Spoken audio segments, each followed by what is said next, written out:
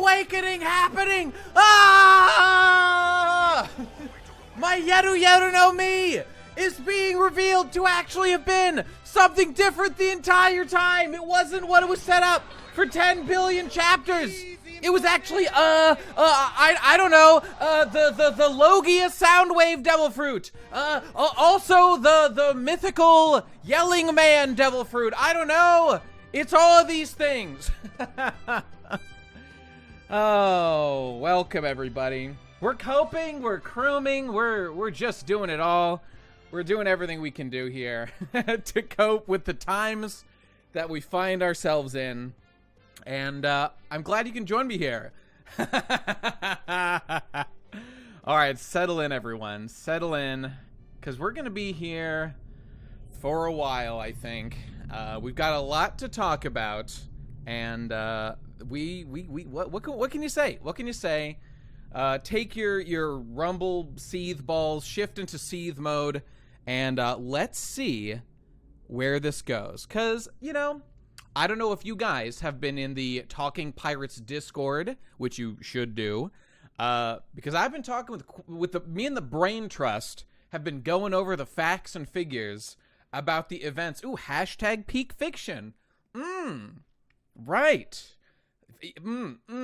Oh yeah, the Brain Trust and I have been just breaking things down here, boys. And there's a lot to discuss about. Yeah. What else? Oh, of course. Hey, join the Discord if you want to. That's fine. Okay, hey, forget that. Scroll on down to, in fact, you know what? Let's shift over here. Real quick, because I've got a little thing for you. Okay, where's my damn button? Okay, here's my button. There it is. All right. Screen. Okay, ignore screen. Look at this screen real quick. Okay, see that? Cast your gaze downward to this wacky little button right here, and you click on it, and what do you know? It takes you to the Talking Pirates YouTube page, and you know what you do? You click that wacky little subscribe button, and you ring that motherfucking bell. That's what you do right there. It was just that easy, folks. It was just that easy. Go do that. For the love of Christ, I need 1,000 subs so I can make any money. I beg, I plead. All right, thank you, ladies and gentlemen. That's it. Okay, I'm gonna keep doing that until I hit 1,000 subs, so I can make, you know, any money. And that's that. So brace for that. Won't that be fun for us? Okay, so let's see what's going on here. Okay, 11. There we go. Was there anything else I wanted to comment on? No. I think we just need to charge right into things. Hang on. Let me adjust my screen. Get everything pulled up here. Okay, here we go. All right, one sip. That's too much effort. I understand. Do it anyway. You know, One Piece is a series about a character who puts effort into things, who always has an incredibly disciplined work ethic, and, you know, has many chapters about, you know, training and grinding and specifically working on improving, you know. So that'll be fun to see how it goes. Oh, you did with your 7 alts. See, be like King Legs here. Hit it with them alts. Otherwise, shut up, bitch. Okay, all right. Here, let's get into it, all right? Chapter 1044. This one's going to go down in the history books, I think. And let's see where we come down on it, shall we? All right. What's going on? Cover page. What do we got here? We got some gears grinding. Sounds familiar. We got Big Mom dudes. They're chopping up these guys. I believe this is Big Mom's youngest daughter, whose name I forget. She's adorable. She's cute. All these guys are pretty cool. I like Pumpkinhead Man, Octopus, Fishman Lady. I forget this guy. Okay, cool. Torturing, killing, doing fun stuff. Excellent. Good luck, boys. Wen Katakuri. Anana, is that her name? Wen Katakuri. Hopefully soon. Yeah, all right. And Oven being a Giga Chad as always. Although he did get, you know, poundy pussied. That was pretty embarrassing. He got the old. All right. I've got a certain sound effect I can't wait to play today, and it's not what you think. It might be nope. We'll wait for it. we'll save it. All right, let's get into it, shall we? What's happening, everybody? What's happening? How can I still stand? Zunesha? Is that you talking? Who could be saying these words? I just lost the game, and so did all of you. Ha ha ha ha! Die! Wait, is there an editor's note? Bump. A resounding pulse. Is that what you mean by the? Oh wait. Notes. Wait, what is this? I went to see the stage version of Spirited Away. I like Spirited Away. The production was incredible. I really felt like I was at the bathhouse. Oda Aichiro. Has this always been here? Have I been missing this the whole time? Okay, anyway, cool. All right. How can I stand? Okay, I just lost the game. It happened. I just lost. Nate's respect. Oda, is that you? I feel like I'm having a blast. Boom, boom, bop, ba, boom, bop, boom, clap, sound of my thighs. The beat goes on to don. Ah ha ha ha ha ha. Hey, wait a minute. That's not Luffy's trademark laugh. I thought that went she. Ha ha ha ha ha. What? Okay, Oda? Goda? Is this happening? Let's find out. Schizo Luffy is here. Okay, boom, clap, right, clapping thighs. Okay, here's Momo. Luffy is Soy Boy? Is it possible? Holy shit.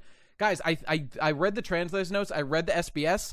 Little known fact, this dragon is actually Momonosuke. I know. It's weird. It's hard to follow the nuances of the story.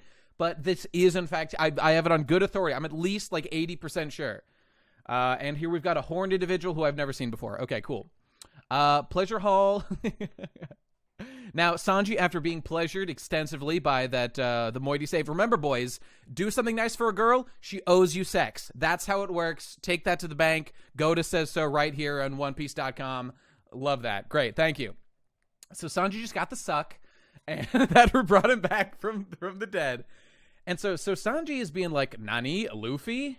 So the man's pretty far away. He's pretty far away, but he's like detecting him. Is this a hockey thing? Is this a like literal sound of drums thing? I'm not totally sure. Okay, here's the live floor. Okay, here's the best character, Kid. He's still going strong. He's the best character. Law, obviously sneeding, obviously coping with his failure as a man. As per usual, base Hyogoro is doing so. Okay, is that Sir Straw Hat making noise? I guess they hear a noise up on the roof, and they're like, "Well, it's got to be Luffy, right? I mean, what else could it be?" So fair enough. And here's some pineapple-looking fucker, Mugiwara. Hey, he's still breathing. Luffy's still alive. Okay, gotta be okay, right, big bro? Okay, great. All right, here we go. Now, do we zoom out a little bit? Are we? All right. The Holy Land, Marie Joie. We sacrificed one of our best agents and enraged Kaido. Okay, now already the language here. I'm sorry. I forgot. There was one thing I was gonna say. Motherfuckers, new emotes. There are new emotes. You have to. I think some of them are free, but some of them are free. For example, look. Unrelatedly, there's a Hackta emote. There he is. There's a Goda one. Goda. Boom. There you go. Enjoy. Thank you. All right, there we go. Finally, I finally put them in. So when Goda is here, let's show our support. When Hackta is here, we'll show. There's the convenience. Okay, great. Look at him go. Okay, you love to see it. Okay, I'm glad I remembered to mention that. And even the lowly Law, Big L Law, is here represented as well. All right. Okay. So, Pangaea Castle. Okay, we sacrificed one of our best agents. Now, okay, obviously they are not in a position to know decisively. Oh, we got some Shanks representation. Love to see it. Great. So is he actually dead? I mean, we don't know for sure. Look, this is One Piece. You know, characters never ever die under any circumstances. Literally one time. Dabji, you love to see Dabji represented in there too. I'm sorry, losing my train of thought. Right. So, like, did he die? I hope he dies. I hope that he is dead because commitment to a narrative is good. It makes you care about things. That is a character. Okay, I guarantee you, you're Oda. Okay, whatever. No, you're you reader, right? That character will never, ever, one single time do anything in the series that was as cool or as notable as what he did by being like a plot device as an addition to that Kaido fight. Never, ever, one time will it ever happen in One Piece forever. I mean, Oda could decide to make him the main character from now, okay? Yeah, right, fine. Why would he do that? Do it with, I don't know, maybe the main character Luffy, you know? Sticking with the themes that we've all known and loved for a million chapters. You know, that'd be something I would recommend, probably. So I hope he's dead.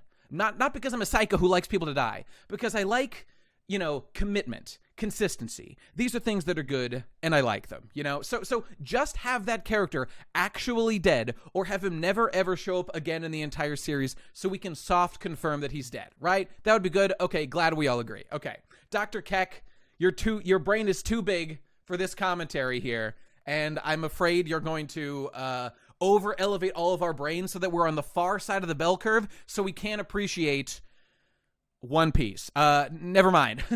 Wait, I'm not implying what it sounds like I'm implying. One Piece is the most intellectual work of art of all time. It defines my entire life. It defines everything I think about everything. All my philosophy, all my beliefs, my religion, it's One Piece. Everything about it. All right. So he's dead. Glad we all confirmed that. Thanks, Hacked, for killing that character. We're back, Pangea. Are we sure our priorities are straight? Okay, they sacrificed one of their agents and enraged Kaido. Okay. Now, they sacrifice an agent. What did they get for it? This may be better than the alternative. It's imperative that we snuff out something this problematic. Okay, so it sounds like our boys, the Gorosei, are talking about something that they've known at least for a while, at least for a good long while, is a serious threat, is something that they should deal with. They should probably put, I don't know, probably like more than an average amount of their like forces into, taking care of, put CP9 on the case, like long term, put CP8, put CP7, maybe even CP0, right? This is really important. Oh, you're right. He said May. Get out of jail free card right there. You're right. He said May. He said May. You're right. I apologize. I apologize. I would never. Okay. All right. Great. Yeah, they're almost at buggy level of planning here. Okay. No matter the era, the world government has always failed to acquire the Gomu Gomu fruit. Okay. They have failed to acquire it for 800 years. So since the Void Century, excuse me, hiccup, I need a sip of water here. For 800 years, they have not been able to get this fruit. And they've been trying. And they have been trying.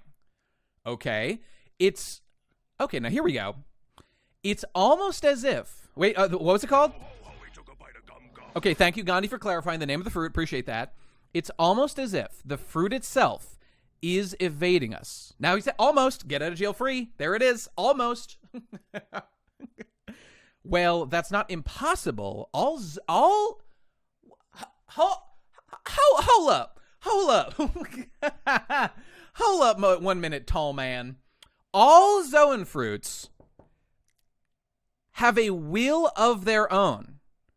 And this one carries the name of a god. Of a god. Okay.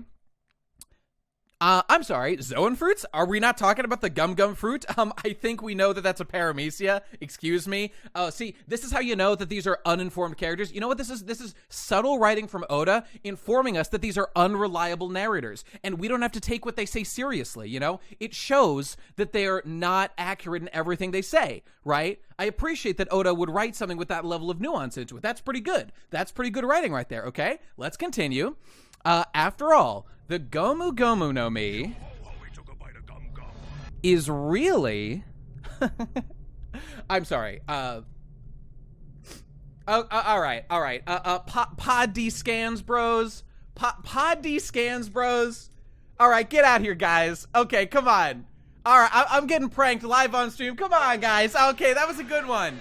That's a good one, guys. That's really funny. I am the Joker, baby.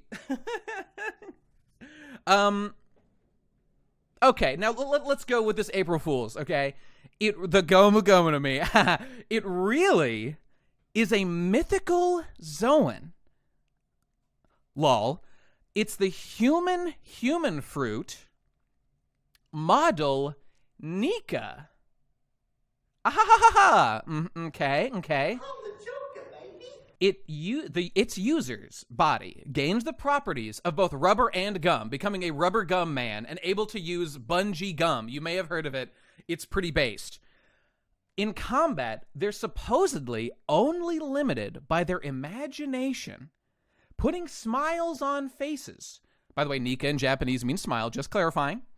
Far and wide. Okay, putting on smiles on faces far and wide. They are the embodiment of the warrior of liberation, sun god Nika. Awakening exponentially strengthens their rubbery body, and they have even more freedom. It is allegedly the most ridiculous power in the world. Okay. Limited by imagination. This is obviously a joke. This is obviously not serious. Nothing being said here makes any sense. Now, okay. I mean, hey, let's get into one little issue here. Now, here's how I know that this isn't true.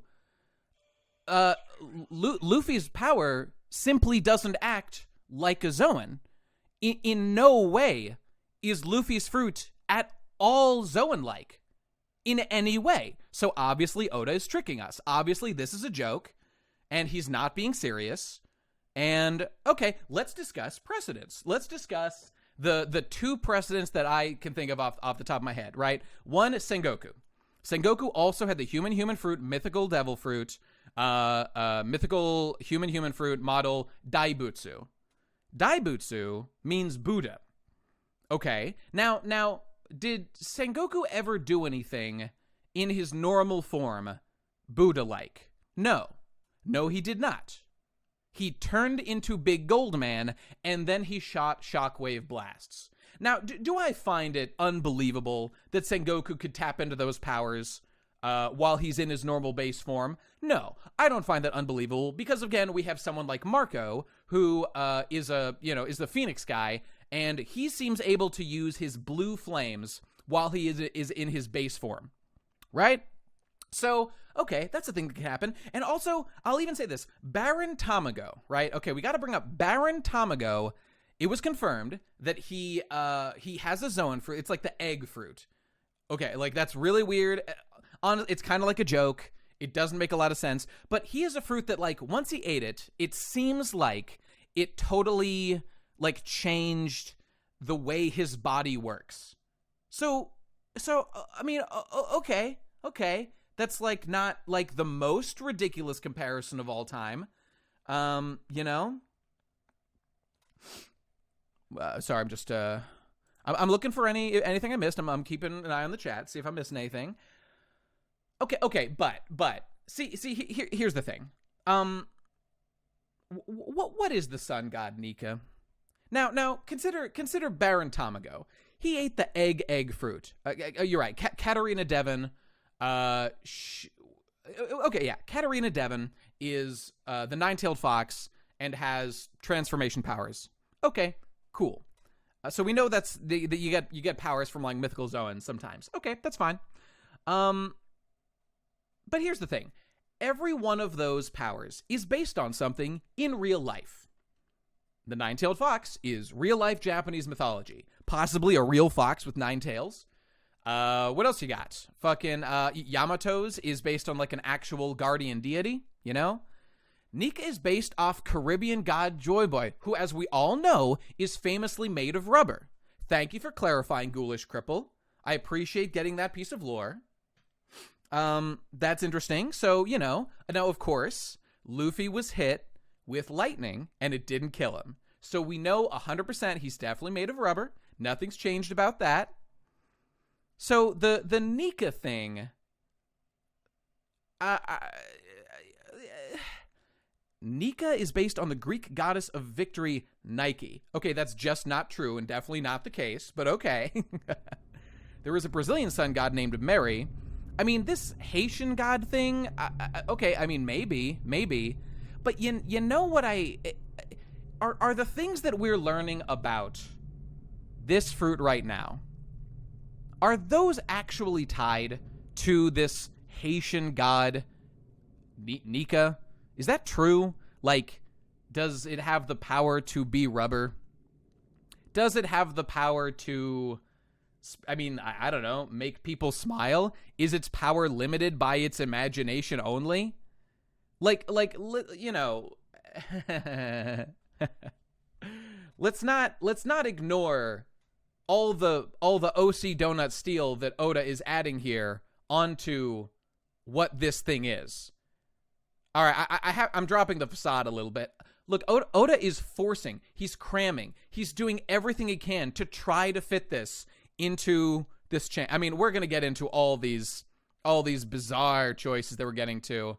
Okay, I will read this Joy Boy post from Ghoulish. The West Indian character who personifies the human need to dance, sing, and jubilate. He is a relation of the Lord of Dancers who inspires festivals in colder countries, and it seems that he traveled to the Caribbean with an early shipment of slaves. Okay. Traveled to the Caribbean, presumably from Africa, I guess, right? Yeah, okay. Okay. So that's not, like, totally not fitting in perfectly with what we're now being informed Nika, like, metaphorically represent. But here's the problem. All that stuff about, like, Nika, that is all, like, edge case stuff that doesn't actually tie into Luffy's demonstrated powers throughout the series. Luffy is a rubber man. What does dancing and singing and jubilating have to do with that? This very tenuous connection of, like, stretching based on their imagination. There is nothing in Nika's lore about imagination stuff. Like, it's just, rubber hose cartoons. What did those have to do with Nika? Freedom? Why is rubber hose animations freedom? Because it just is, like, spiritually. It's like free and stuff. Okay. I'm sort of following. I don't get me wrong. I'm following the logic. I get it. But let's continue. We will. I think it's to say it's a stretch at best. Let's come back to this later, shall we? Let's keep going. Oh man. Okay, we got a lot to talk about here. We're gonna circle back to all this stuff. Okay, so it's the most ridiculous power in the world. We're setting up a stretch. You say? There it is. Oda, you got me, baby. You got me. Wait, he took a. What did he take a bite of? I don't think so. No, it's not. All right. Okay, so I really admired Odin. Oh no, we're into the part that no one cares about. Oh no, it's I can't summon the will to care about this. Komurasaki, what? She's actually who is she? Is that a veil? Is there a second? Is there a second identity behind Komurasaki? How could it be? Now, like, okay, in a normal chapter, I wouldn't mind this, but, like, Jesus Christ, we've got so much other stuff to focus on here. Okay, so it was Kaido. He's using me. Okay, got it. You spaced in the face of a samurai you owed. Okay, he's not honorable. He is not honorable. We don't believe you. You know, whatever. We won't move away. You won't run away together. I hate you, Orochi. You're a bad man.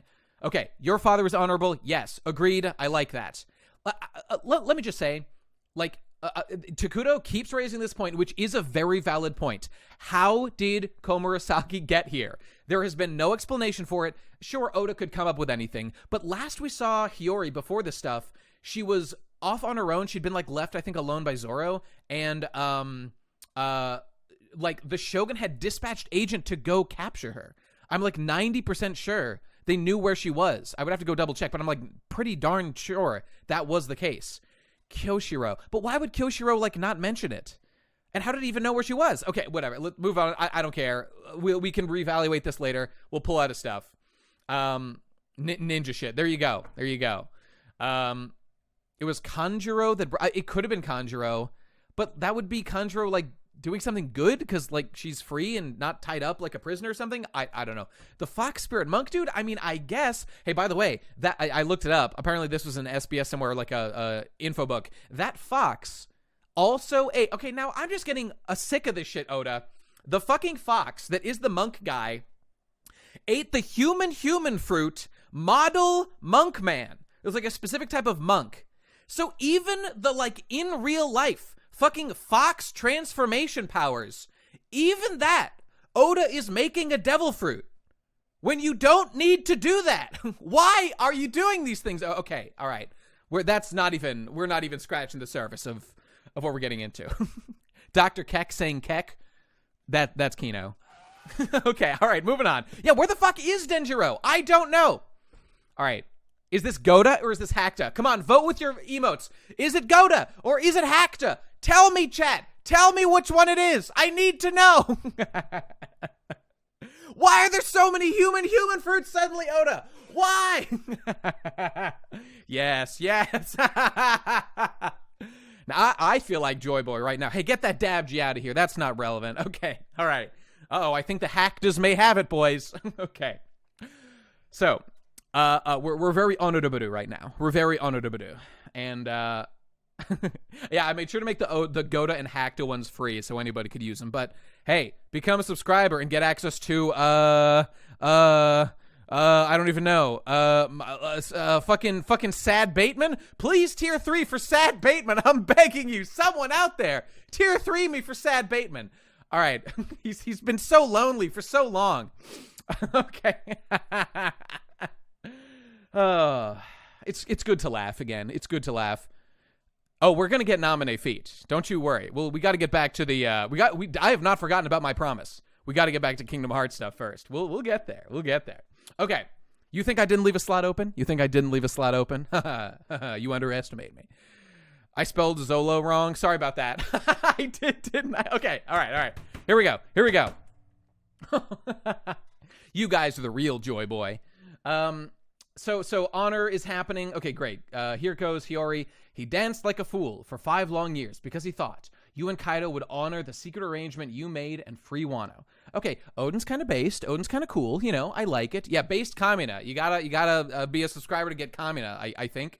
Which you know you want, obviously. Okay, whatever. He never even told his own family. So Odin carried that weight. Speaking of Kamina, he shouldered that burden. He asked not for a lighter burden, but for broader shoulders. Ah! By the way, I just did back at the gym today. It was back and shoulders day. Fucking a little bit yoked right now, boys. Are we feeling yoked? Just had my protein before we're going. So I'm a little bit juiced up. A little bit. All right, so what do we got? My man was okay. My father, he kept his word. Okay, we got it. Back training is Kino. Women love a big back. Women love a juicy, textured back. That's good shit, guys, for real. One of the most underrated sexy zones on a man. Look at Whitebeard. Look at you all jacking your little dicks to Whitebeard, wishing he was your daddy. Why? Because of his extremely erotic back. That's why. There you go. All right, moving on. He still expected you to blah, blah, blah, keep his word when they boiled him for an hour. Okay, right, he was being boiled. Yeah, he was smiling. Now, I don't think he was smiling while being boiled alive. Personally, I remember there being a couple of frowns. I'm just saying, I think there were some frowns. This whole chapter sincerely upset me. I thought the whole point was that anyone, no matter who they're from, they can achieve whatever they decide that they want. Let's get back to that, Kev D. We'll get into all that stuff. I can't even fathom my father's suffering. He had to shoulder the burden himself because the entire nation was your hostage. Okay, father. Okay, they're talking shit about you. Is that not cool? Don't worry about Hiyori, for you see. I'm the Joker, baby.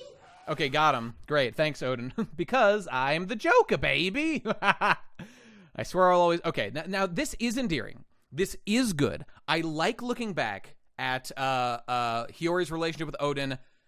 We've just got bigger things to worry about right now. You know, this is a good moment. I do like it. Although it is like. Why did it take so fucking long? Okay, but here we go. I've always said Odin was a great samurai. As Shogun, I can ensure his legacy is recognized. Okay, so he's just talking shit, and here we go. Here's the Kino. Here she goes. Hold your tongue, you miserable rat. I am Kozuki Hiyori. Nani Tasukete Hiyori-chan. Okay, so this is great. I like this a lot. I love Oda's willingness to consistently draw ugly crying females. It is extremely endearing, and it makes me like them. Robin's I want to live moment is made so much better because Robin's usual veneer. This is Goda. Let's get some Godas in the chat, shall we? Come on, Goda. Let's go. Let's go. Let's go. Robin's moment is made even more endearing because she's so stoic, so composed all the time. When she finally breaks down and emotes, it is super memorable, makes her the best character ever. You know, we're all clear on this. Oda's crying women really get me off. Same, bruh, same. And what else do I have to say about this? Nothing. It's good. Oh, yeah, right. I was always proud to carry my father's name, even when I was starving and covered in rags, even as you pumped load after load into me, Orochi, over the decades, as you continually used me as your personal cum receptacle. I took those loads with pride. I had my father's face in my mind as I took those loads. I received your seed, but you never received my soul. You never received my soul. Goda. So many loads. Yes! Let's go! The duality of man. Hakta and Oda simultaneously interwoven. Okay. You never had a trace of honor. Oh, God. And he's so fucking huge, too. 10 years worth. Glooped inside Hiyori's crevasse. All right. Every day you were Shogun. Was one too many. Okay, more and more lives were lost. Okay, now here we go, boys. Here comes Hiyori's big moment. To get revenge. To get revenge on the man that killed her father, basically. Loda coming through clutch. Look, by the way, just to comment on like the canonicity of that. Look, this is One Piece. Sex doesn't exist. I get that. But look, you had an ounce. You had 0.01% of realism. The fucking corrupt shogun has the top geisha in the land. Guys, in ancient Japan, they bought the virginity of the top geishas. It was literally for sale. It was for sale. You think that didn't happen? You are fucking fooling yourself. Any amounts of realism, and that obviously did happen. And I remind you, none of this was necessary. Like, think about what's actually going on here, right? Think about how we got to this place with Hiyori and Kozu and fucking Orochi. This was some sort of like huge, abstract, circuitous route to make what happened? To make like Hiyori within killing distance of this guy? She doesn't even do it. It doesn't fucking happen. It never happened. Everyone else kills him. She doesn't even. So what was the point? She was made into a fucking geisha for what purpose? Narratively, or literally, what was their plan? What was the plan? There was absolutely no purpose to any of this. And look, at a bare minimum, she had to be near Orochi consistently and like pleasure him in, okay, whatever, like nice ways, like pour him drinks and fucking, play him music. Why? What was the point of any of this? It doesn't, like, literally have her fucking wash dishes. She's so much safer there. You don't want her near him. He's a murderer. He's a bad, bad man. It's for this moment, but it doesn't even make sense. It's so fucking stupid. Okay, anyway, Goda's got a plan. Trust the plan, boys. Trust the plan. It's all coming together. Okay, here we go. Oh, Lord. It's just write better. Write better, Oda. Write better. Yeah, you're right. Hiyori really needed some stress relief. She needed that dick. She needed him to lay the pipe so she could feel better. I'm trusting the plan. I'm trusting Goda. Hakta doesn't exist. He can't hurt you. He doesn't exist. He can't hurt you. Zero fears. Introduce me to Hakta. One fear. Okay, you're right. I got to bring it down. Inherited will delivered directly via the vaginal canal. Okay, here we go. Hakta isn't real. He can't hurt us. Okay, moving on. All right, so she's gonna murder him. Oh, here we go.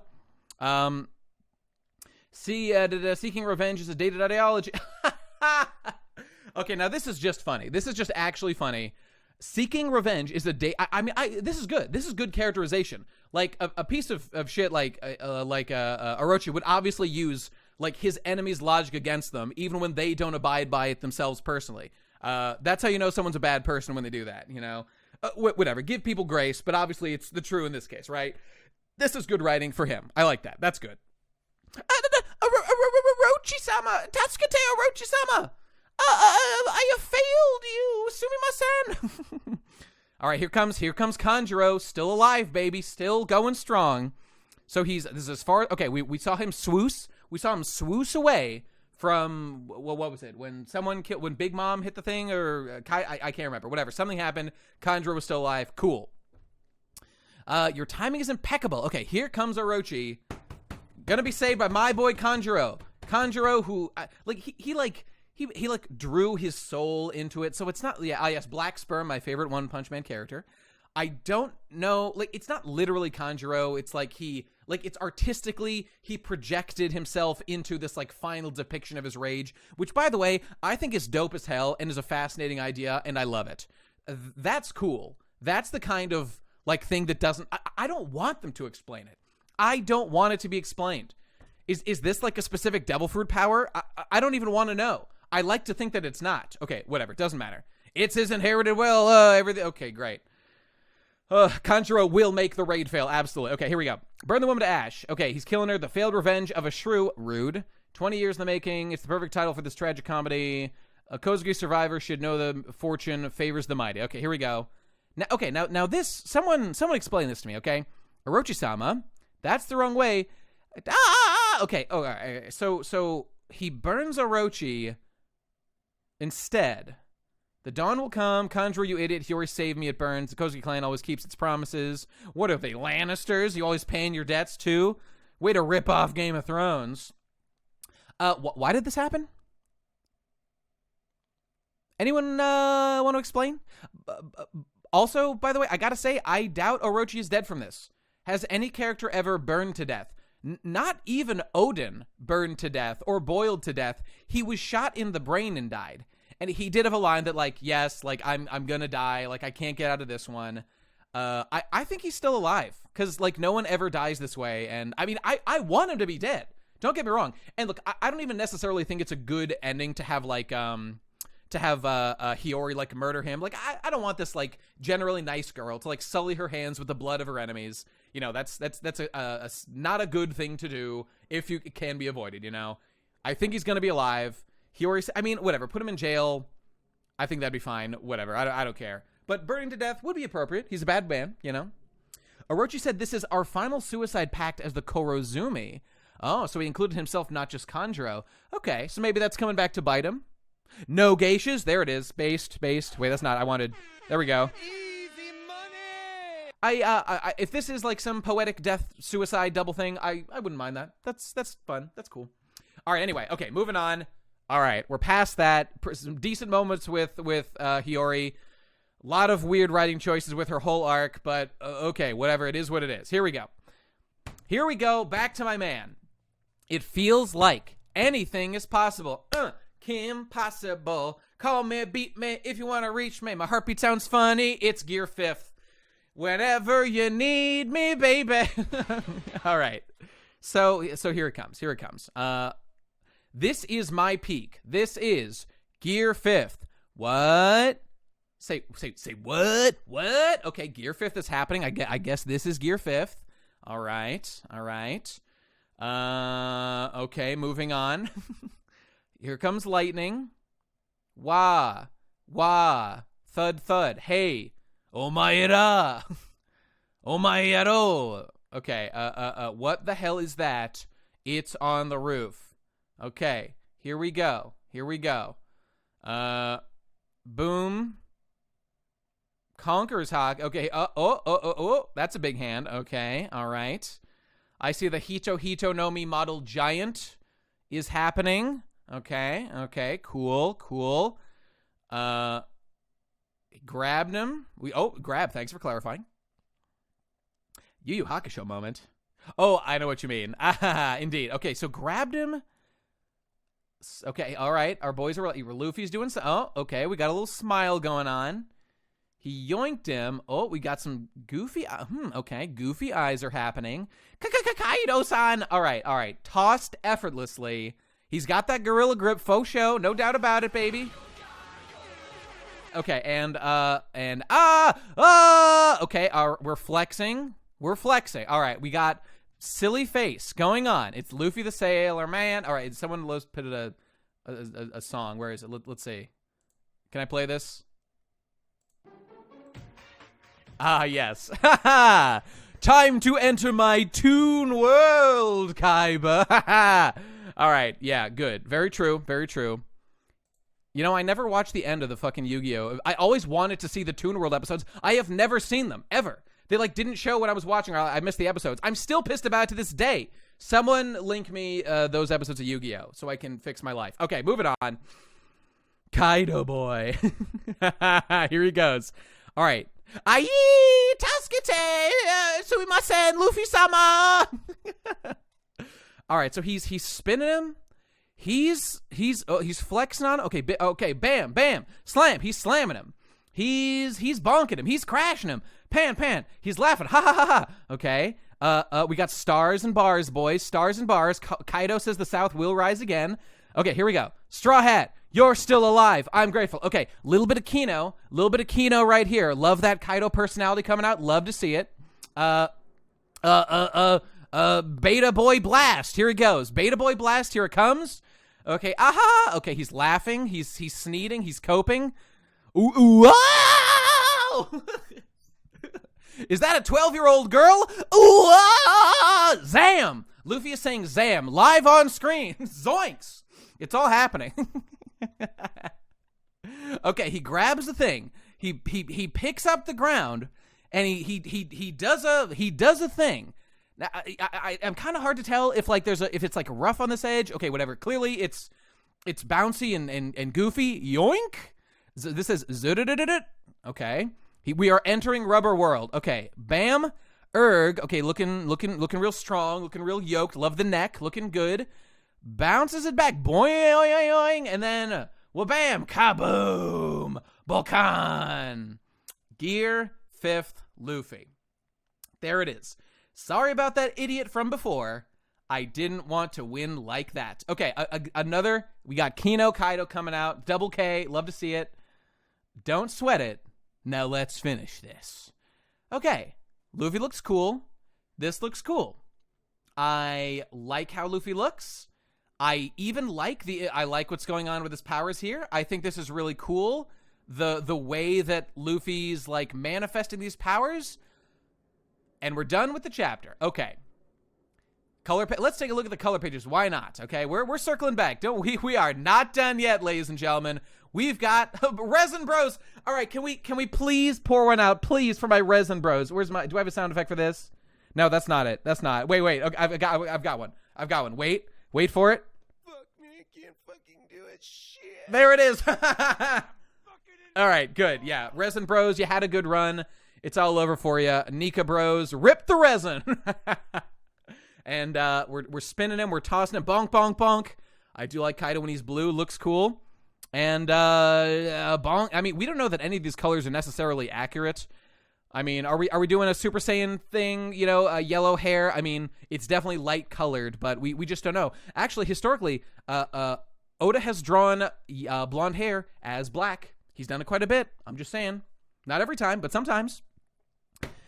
Pour out the oil for the Resin Bros, indeed. All right, okay, all right. It's time, ladies and gentlemen, to circle back.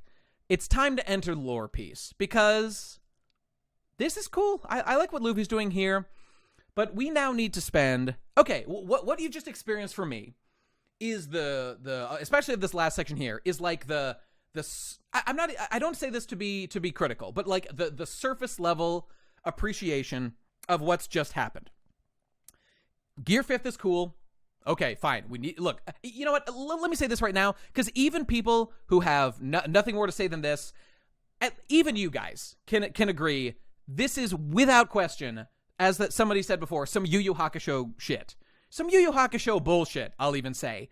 This is every bit, if not worse, than what happened with Yusuke when he just came back from the dead as a devil. That was like terrible writing. Terrible writing. And this is even worse. Oh, yeah, maybe it's not even worse. It's really comparable. It is really comparable to that. And that was terrible. That was really just awful. Okay, you're not a weeb. Well, I don't. Okay, in Yu Yu Hakusho, I think I talked about this last episode. Doesn't matter. In Yu Yu Hakusho, there was a moment where Yusuke loses to a boss and fucking dies. And his, like, he had a plan to, like, I'll die so that my friends will get motivated, like, their hockey will increase, whatever the fuck for you, Hakusho, and they will defeat the guy out of anger to avenge me. And then, just look, there was no setup. There was no buildup. There was nothing to imply it in the series, like, at all. Yusuke quite simply just comes back to life due to, like, some influence of his demon, like, not even grandpa, but, like, his, like, ancestor from, like, hundreds of years ago. Like, there was some connection to that guy, and it just brought him back to life, and that guy, like, took control of his body or something. Look, Luffy says, I lost. I'm down for the count. But I'm just up again. Well, you say there's buildup. I think you are stretching. You're taking that too far by saying that, like how was this set up? What, because the concept of Devil Fruit Awakening existed? Because of that? Because that was not set up, because we have no idea how Devil Fruit Awakening even works. There was absolutely no reason to believe that Luffy would just get an instant heal, or even just an instant, like, HP restore. Like, Luffy got completely cucked. He got completely destroyed. Okay, Mr. Catsup, we're going to get to that stuff, because, yes, you're exactly right. We're going to talk about stuff right now. Okay. Now, this is not quite as bad as the Yu Hakusho thing, okay? Like, in terms of power ass pulls. But, guys, the power ass pulls are just scratching the surface of the shit that is going on right now. And what unbelievably terrible choices Oda has made with the specific way that he is, like, everything that's happening here could have happened, and I would have absolutely no problem. It would be super cool. I like everything here. However, like, everything before this, like, the whole Gorosei speech is utterly nonsensical. And look, you can fucking Sneed, you can cope, you can oh my god, Ghoulish, did you... I know exactly what panel you linked, didn't you? Hello, let's take a look. Let's see what Oda literally set up all along, guys. Whoa, there it is. Okay, hang on, let me... I'm not trying to be that big of an asshole, but, you know, people have just been posting this shit around. Oh my god, you guys! Oh god! Goda did it all along. Can we get some Godas in the chat, please? Please, I'm begging you. Oda set literally everything up about Joy Boy. From, like, chapter, what was it, like, 200? Was it 300? I don't know. Oh, he knew all along. He literally planned from chapter 1 that Luffy was actually not had the fruit that he had. Every character lied to us. Oh, they did it all on purpose. It's such a big brain move. Look, Ghoulish, thank you. Chapter 300, page 16. I appreciate that. You're sourced. Okay, look. Ghoulish, you and the people making this argument, I really want to connect with on this, because I just think, look, I mean, I don't want to be too big of an asshole. I think you're making a mistake. I think you are making a mistake that is going to lead to encouraging more... Oh, it was a... Okay, all right. Okay, Ghoulish posted as a joke. Okay, that's fine. You want the rant? Let's get into the rant. No problem. Let's do it. Because you don't... Okay, whatever. Because I've seen people already arguing that this shit is, like, set up for... I mean, they've been doing it forever. Just watch any fucking Artur video, any fucking... any lore video by, like, almost anyone, and they talk about this shit and how it was set up from chapter 1. These people are not mentally capable of understanding the concept of retroactive continuity. And I don't say that as a pejorative. What does retroactive continuity mean? Literally, what do those words mean? One by one, retroactive. It goes back and it adjusts the implications or even the actual meaning of something in the past. It can be a hard change or it can be a soft implication of something. Okay. Continuity means, okay, continuity, right? The next part means we're adding more stuff. We're adding more things to the narrative. Right, but we're adding more things that change how things are viewed in the past, right? Look, do you think that when Oda drew this fucking panel 1,000 fucking years ago, he had any goddamn idea in his mind of, like, I know exactly what this means. I've got it all planned out. I've been lying to my audience on purpose for 1,000 years because I planned out this fucking fictional god that isn't even real. I'm making it up. There's nothing to prove to anyone. Look how small a panel this is. Look how small a goddamn panel this is. It's so small. How much implication do you really think that it's a goddamn silhouette? Yes, we all know that this is the point people just aren't able to process. Oda drew inspiration. He drew inspiration from things he set up in the past. This is how Oda writes the story. He leaves things open. He sets up things with the ability to capitalize on them later. Why is this so hard to understand? But people insist. They fucking insist that it was Oda planning everything from the beginning. Why can they not grasp this? Why is it so hard? Why don't they get it? What is this obsession, this need to prop up every fucking aspect of the thing they love as literally planned? You freaking freaks! These freaking freaks, I can't take it anymore! We've reached the peak of Hackta! It's peak New Piece! Okay, I'm sorry, I'm getting onto Hackta. Right now I'm yelling at the viewers, right? I have not yet turned my rage on Goda, who has committed no sin in this earth. All right? Okay. Your actions have consequences. Okay. What else we got? What else we got? Okay, all right. We're past this. Michelle's telling me shut up. No! I told you I was going to yell before I started the stream, Michelle. I told you. I've awakened my Yeru no Me, Michelle, and you have no right. You have no right to tell me not to. I can't put it back in the can. It's uncanned. I am uncanned. And my rage has no home. It will wander the eternal stretches of infinity forever. Okay. All right. Here we go. I took a bite of Yeru and here I go. Okay. What are we doing? We're talking about stuff. We're talking about stuff.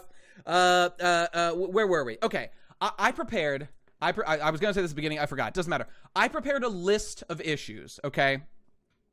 I'm just a virgin with rage. Give me a break, guys. I prepared a list of issues. I might have cut off a thought before. Whatever. It doesn't matter. We're going to hit it as I go down my list. Okay. This is it. Here's what we need to get into. Okay. I just want to, this will be my alpha and omega argument, okay? Everything revolves around this one point. Dude, if you fucking misrepresent my point, any of you stupid ass motherfuckers out there who are about to say some shit, am I trolling? Do I sound like I'm trolling? I'm not saying anything I don't believe. Maybe I'm exaggerating a little bit, but no. I mean, I feel these feelings. Okay, here we go. The alpha and omega argument is, Soko, I would never call you stupid, Soko. Only if you believe these arguments are you stupid. Or only if you disagree with me are you stupid, okay? That's not you, Soko. You're a good boy. You didn't do nothing. All right, here we go. Here it is. It's true, my Conquerors hockey just knocked out Michelle. She's done for. She can't stand it. All right. This is everything people need to hear. Do not get it fucking twisted, people. Listen to me when I tell you. I like this power. I like Goofy Luffy. He's funny. Ha! I clap. I like it. I like that he's a silly boy. I like silly Luffy. I like jokes. I like silliness. I like everything. I like when things are fun. I wanted fun. I missed the fun. I'm glad fun is back. Okay. Goofy Luffy's here. I love you, Goofy Luffy. But, did we have to take the exact route via lore to get to this point? Did we have to do that? My bold contention is no. We did not have to go through these exact steps to get here. There were many other ways to achieve this route. Many other ways. And we will get to them at the end. Okay, all right? So that's the I want you to keep that in mind. None of this was necessary. Okay, now here we go. All right. Okay, issues. Issue number 1. Okay, that was first issue. Whatever. Next issue. The fact that this god Nika... Where we got Nika?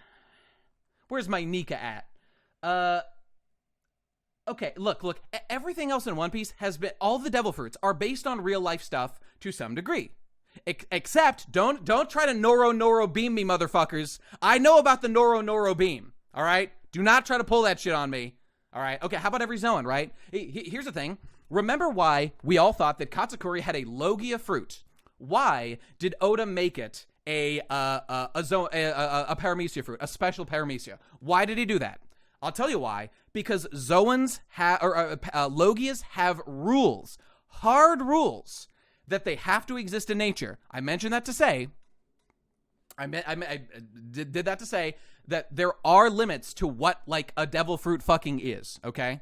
So, there are limitations, all right? Do not pretend that there are no limitations. I will not abide that. Okay. The Nika, human mythical Zoan,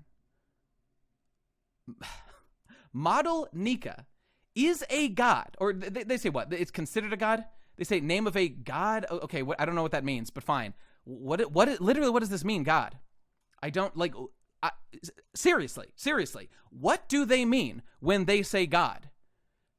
Like, it's in quotes. Does that mean it's like a metaphorical god? That it was worshipped in the world of One Piece or something? I don't know. Okay, the thing is, look, maybe Nika is based on this, like, fucking Haitian god thing. I mean, look, I think that is a stretch, but maybe that's true. Okay, nonetheless, the route that Oda has taken with this, which is obviously backfilling this, okay, he can fill in any information to define this character, this creature that he is pulling out of whole cloth in any way he wants. Look, they say the fucking, in combat, they're limited only by their imagination. Far and wide, they're the warrior of liberation. Oh my god, there's so many fucking layers here.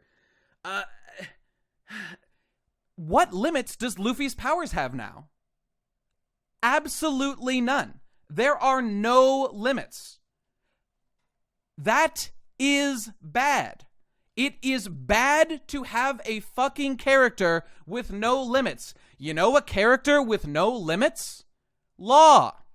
Law is a character whose powers are so vaguely defined that they could be anything all the time. And even you guys agree with me some of the time, I guess, that fucking Law, that Law, like, his powers can be annoying, that they just keep piling on new powers. Kid is the good one. Just there's just no argument. Kid is just the good one between these two. His powers are limited. That is good.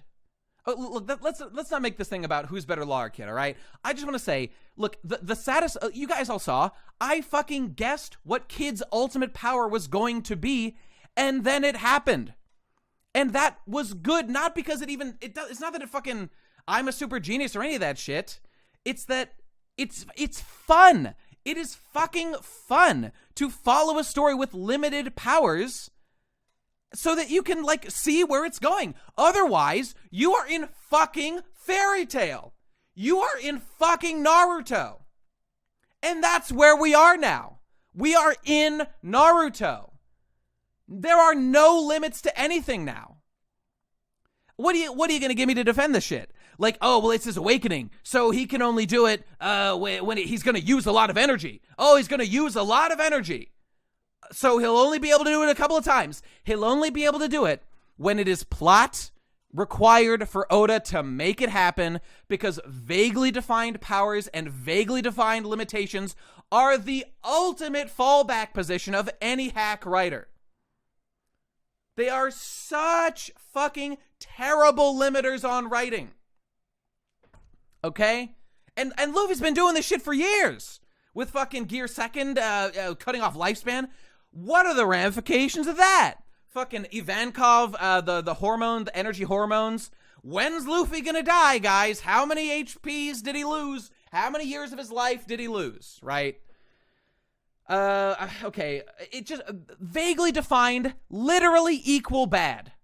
Unless, look, don't even give me any shit about how, like, I'm not appreciating, no one's doing this yet, but, like, I'm sure someone could say like, Nate, you're not appreciating the silly aspect of One Piece. One Piece is a silly story. You need to embrace the silliness. Look, rules where there are no stakes and anything can happen anytime, that is bad. That is just textbook bad writing. You go to a writing 101 class, they'll tell you never ever do that because it's terrible. Yes, One Piece is silly, but grounded in its rules. And like, look, when there's a character that isn't that important, like fucking Foxy with the Noro beam. Like, what the hell is the Noro beam? Oda made it up. Does that in any way affect the main character writing or the themes? No, not one bit does it affect any of that. Some of this stuff does, right? Some of this stuff does. Yes, Luffy's a Super Saiyan now, it seems. Okay, let's keep going. What else we got? Right, okay. Well, okay, I said this before, but like, look, talk about vaguely defined. Why the fuck is this Nika god made of rubber? We mentioned it before, but seriously, it's time for you all to think about it. Why the fuck is he made of rubber? What kind of a god is... Look, we know the answer. It's this meta shit of he's like, whoa, it's fucking... He's like, he like stretches and silly. He's like Spinel from... He's like Mickey Mouse. Rubber is... like, literally rubber.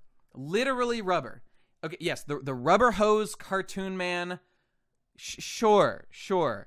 And like the... Okay, like I'll give you this. Is it, let's say, look, Oda did not plan this shit from the beginning, obviously, and we're going to get into why and how retarded this whole thing is. Is it like the worst cover story ever that like they would make up for this one super special fruit they could never get their hands on, but somehow they were able to change the name of, that they would like describe it based on its most surface characteristic of being made of rubber? Like, yeah, okay, I mean, sure, that's not like the worst possible way to do it. But still, like, this is just so obviously Oda cramming this shit in as best he can while trying to do these massive retcons.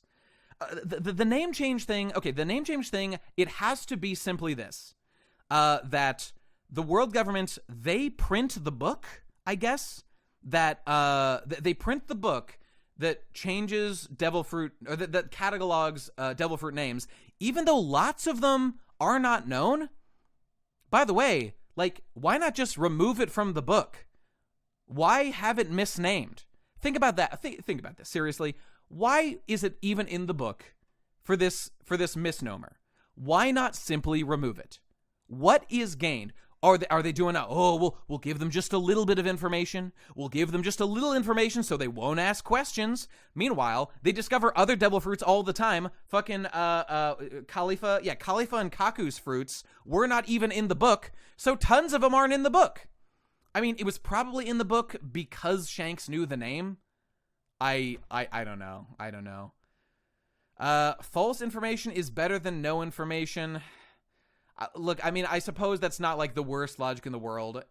It's like a little question you can ask. It's not like a massive plot hole or anything, but I don't know. Oda's taking the Toriyama pill finally and just not caring. It feels like it. To dissuade people from eating a fruit that makes you rubber because it's not a great power theoretically. Okay, keep that in mind. All right, people, keep this in mind because people have been saying that Luffy is in fact OP for a long time now. And they need to shut the fuck up because Luffy made his power great, obviously. See the years it took him to develop one good attack with it when he was a child. We know that happened. There is no ambiguity about it. Luffy made his power good through his own strength and training. That did happen. It just happened early in his life.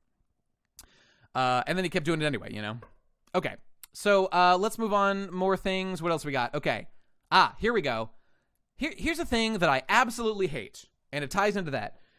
All the Gear 5th, I deeply hate and despise on this particular level, right? It's that every type of gear that Luffy develops has been Luffy creatively using his fruit with his limited power abilities. He's made of rubber. That's a shitty power. Everybody agrees. That was the case until Luffy made it good. Gear 5th is literally a power boost. They describe how it just awakening makes you tougher and stronger in something. Why is that the case? I'm shrugging, bros. Why would that be? Does Kid's awakening make his body tough like metal? Cause metal magnet. Does Law's awakening make him more of a doctor? Okay, all right, moving on from that. Luffy had to figure out how Gear 2nd works, how Gear 3rd works. He came up with Gear 4th. I liked Gear 4th since its first introduction. Gear 4th is good. I've accepted, I was past my most astringent, hating of hockey stuff by that point. Because, Katakuri, other people, they've done decent things with hockey. Virgo, there are good things you can do with hockey, even though it's confusing and a detriment to the series. Okay, we're past that. Gear 4th was hockey and blow myself up into my muscles. Okay, cool. Okay, Gear 5th is not like that. Gear 5th is totally different from that, and it is just Luffy being given a fucking power that he didn't know was there. And it just operates totally differently from the other gears. It doesn't make any sense. Or no, it makes sense. It isn't the way all his past powers work, and I think it's fine to take note of that and be like, I have a brain, I can think. Do I like this more than the way he worked his other powers? I don't. I don't like when characters just get given new powers for basically no reason. And I mean, look, what's the actual explanation we're gonna get? Luffy literally reached high enough fucking power level to unlock Devil Fruit Awakening? What does that even mean? No one knows. We still don't know how Awakening works at all. Other than, people haven't been able to do it with the Gum Gum Fruit, which I'm gonna keep calling the Gum Gum Fruit because I don't give a shit. Do not update the fucking wiki, people. Here's my public service announcement about that. Look, if you want to run to the wiki and update the fucking Gum Gum Fruit wiki page, thus dooming people that Google this shit ever, you need to go to the fucking gulag. You need to be locked up in jail forever. You literally leave it as it was. They updated on Wednesday. Great. You leave it there. Those people are making a mistake and they should be fucking ashamed of themselves. You put it in a spoiler section at the bottom of the fucking page is what you do. Maybe even have a separate spoiler page. I don't know. You don't do this. It's a fucking mistake. Sorry, Marcus. Well, hey, the re-upload will be up on the Talking Pirates things later. You'll see it. I mean, this series is so fucking long. People are gonna get spoiled. I bet the fucking page says laugh tail across the top too. Look, can we take into consideration, it's supposed to be a surprise. Look, at the very least, this was not planned. This is hack writing. This is terrible. It was obviously supposed to be a surprise with Oda's writing style of it now the way that we've coped into it now. It still says, okay, good. But I just hope they just never change it. Because that would just be terrible. Okay, right? Okay, all right, moving on. What else we got? Just to finish my point about the gears, Luffy's fighting style was a certain way. It was this way. You cannot argue against this. You're just wrong if you disagree. It's that Oda's power style was making the best of really shitty powers. That is everything that Luffy has done up to this point. It doesn't matter that we've discovered something new about it. Hey, Affy, see you later, man. That is how Luffy has been the entire time. And now in chapter fucking 10,000 or whatever, we're just informed it's actually the super special fruit of destiny. Okay, all right. Well, Luffy's power levels have been one way. Now we change how that is. This is a different type of power because Oda couldn't think of a way for Luffy to defeat Kaido otherwise, which we'll get to that quote in a bit because we've got source on this shit. All right. Here's another point, all right? I see people out there. They're doing it today. They are fucking vibrating with joy that Luffy Oh my God, guys, he got the perfect power. He got the perfect power because this is the power of the ultimate free man, the ultimate creativity power man. Oh, don't we love creativity? Don't we all just love... Oh, I was going to say yes. The Katakuri fight was entirely premised on Luffy having shitty powers and making the best of it. Yes, that doesn't mean he couldn't develop better powers later. I'm not saying this. But it, like, that was the point of the Katakuri fight without question, and it was Luffy's entire, like, the way he developed powers. Yes, he was super strong for East Blue. We'll get to that later. All right, it does trivialize things. Okay, let's keep going. Okay, they're calling this creativity. Motherfuckers, you don't know what creativity is. All right, there are people out there that say that, like, oh, whoa, I love the creativity of Big Arm. Look, literally, fucking literally, this power is exactly the same as characters like Spinel from Steven Universe, as characters like, I don't know, Mr. Fantastic. Luffy was more creative. He was more creative as a character, limited with just the ability to, like, to forcefully stretch himself with, like, effort. And that he couldn't, like, pull a Mr. Fantastic or a Plastic Man or a Spinel. His limitations forced him to be creative and do shit like Gear 2nd and Gear 3rd and Gear 4th. What's being described as creativity here is, in fact, the death of limitation, which is actually the death of creativity, is what that is. All right. Limits aren't allowed in 2022. Look, and again, I want to clarify this again on this point. Look, I like the stuff that's happening here. I like Luffy doing this kind of freedom stuff with his awakening. I do. There's a part of me that is way into it and finds it really fun and cool, and it does make sense as the capstone of, like, Luffy's abilities. We all thought that Luffy could do this awakening stuff, and stretch reality around him, which is basically what he's doing. Right? What I'm saying is there are things I like about it for sure. But is it worth throwing away, like, Luffy's... I don't even know. I mean, like, is it worth just contravening the way Luffy's powers have worked up to this point so completely? I don't think it is. I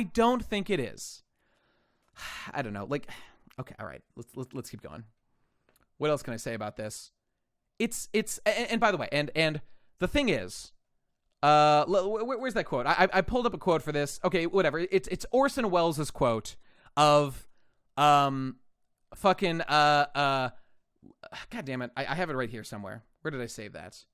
The fucking Orson Welles quote, you guys saw it in the chat before. I was talking to people. It's that, like, limitation is the death of creativity, or whatever it is, right?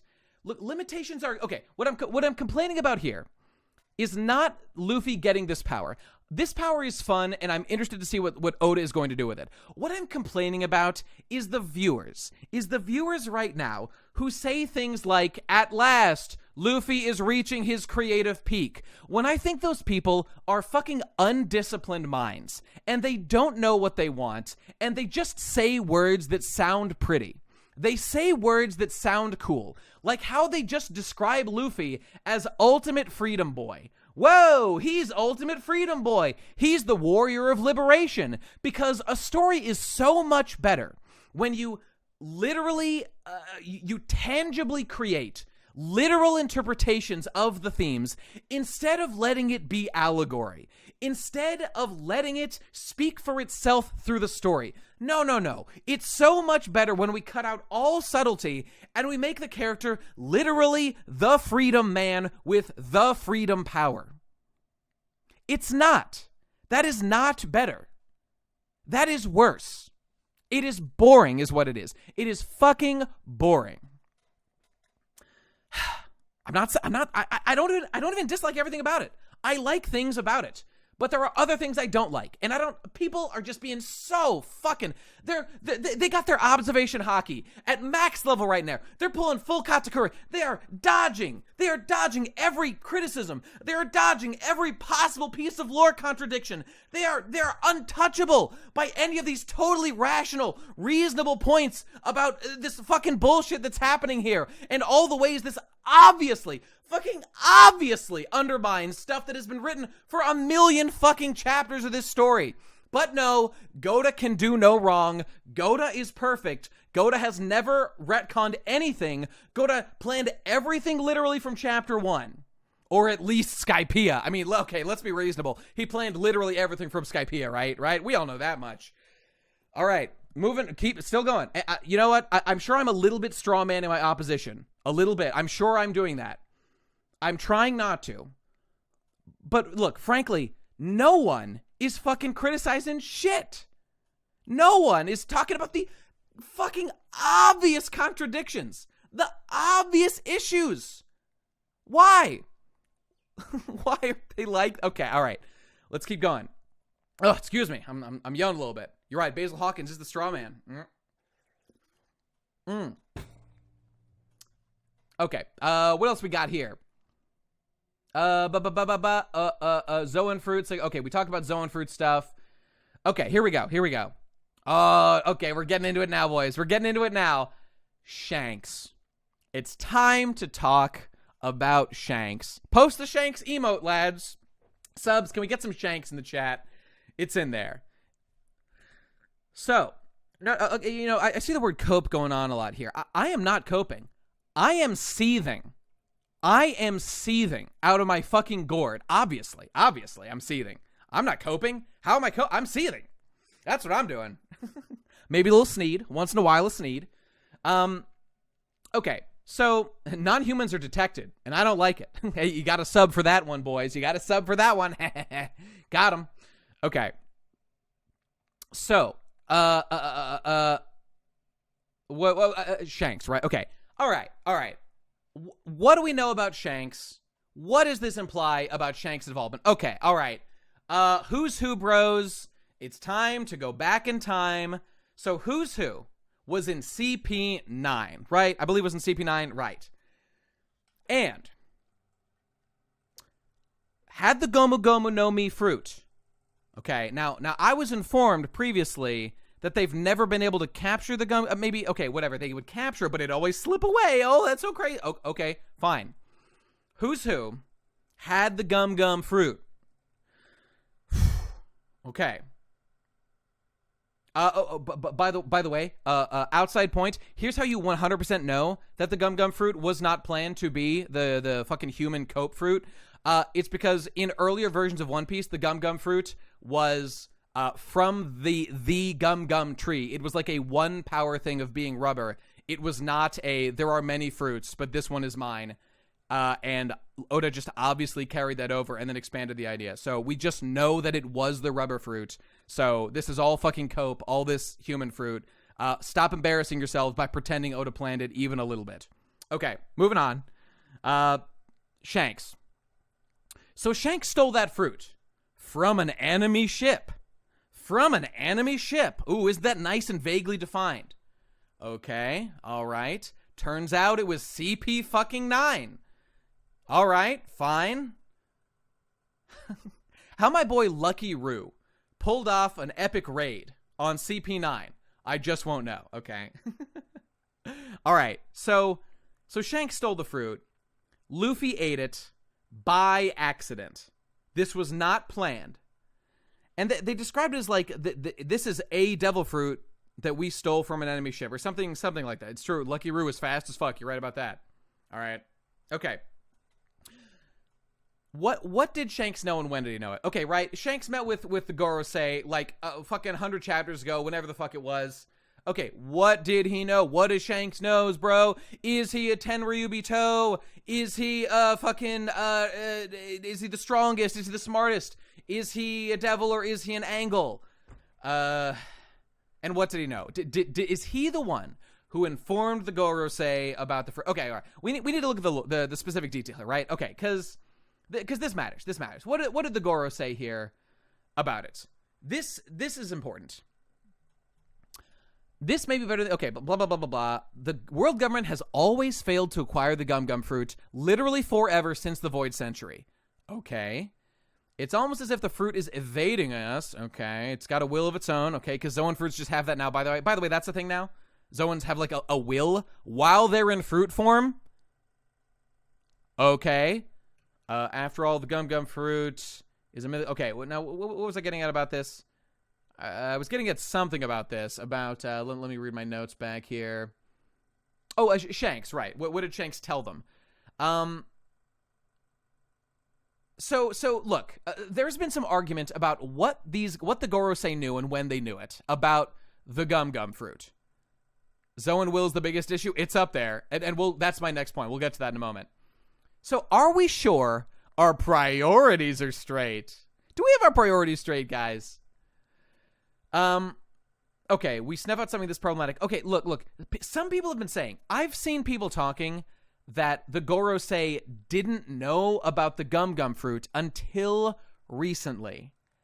I see no reason to believe that. There is nothing in the text that confirms that.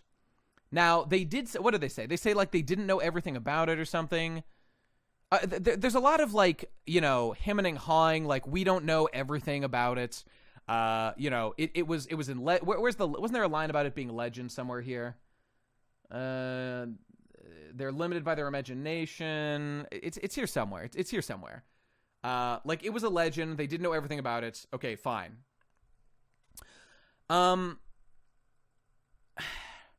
So, okay, so Shanks, right? Shanks letting Luffy eat the fruit. That's pretty good, right? Thanks for the sub. Post Shanks, bro. Post Shanks, bro. Oh, that was a $10 donation. Let me read that real quick, and we'll continue this Shanks line of inquiry. Finally, someone else was as angry as me about the retcons as Eternal Rain 1. Thanks, buddy. By the way, let me pull it up here. Easy money. There it is. Thanks, buddy. This could all be Gum Awakening. Don't add the bullshit. Exactly. That's the most reasonable possible take. Super easy, effortless. Oh, by the way, someone subbed at the beginning. That was, who was that? Oustburns. Thanks for the sub, Oustburns. Easy money. Thanks, buddy. All right, moving on. Okay, they had Luffy and Marine. They sure did. They sure did. Okay, well, I mean, they had him to some degree. Okay. Right, I want to get through this point about Shanks. It's that, so I think the only, like, did Shanks know it was the fucking Hito no Mi? I don't think so. Look, if Shanks did know, then Oda is like an unbelievable hack, like worse than we could possibly imagine, because Shanks is screaming and freaking out when Luffy eats the gum fruit and is like, oh God, you just ate the gum fruit. I'm freaking out that you're made of rubber now. Like, at no point is there any concern about, like, this fucked with my plans. Like, could Oda write it and he could go update that, and he went off screen. Thanks for the sub, Eternal Rain. Thanks, buddy. Appreciate that. Like, he went off screen. He was like, oh no, he fucked up my plans. I was gonna give this fruit to Roger's son Ace. I was gonna do that, and Ace was gonna be the chosen one. Oh no, what have I done? Okay.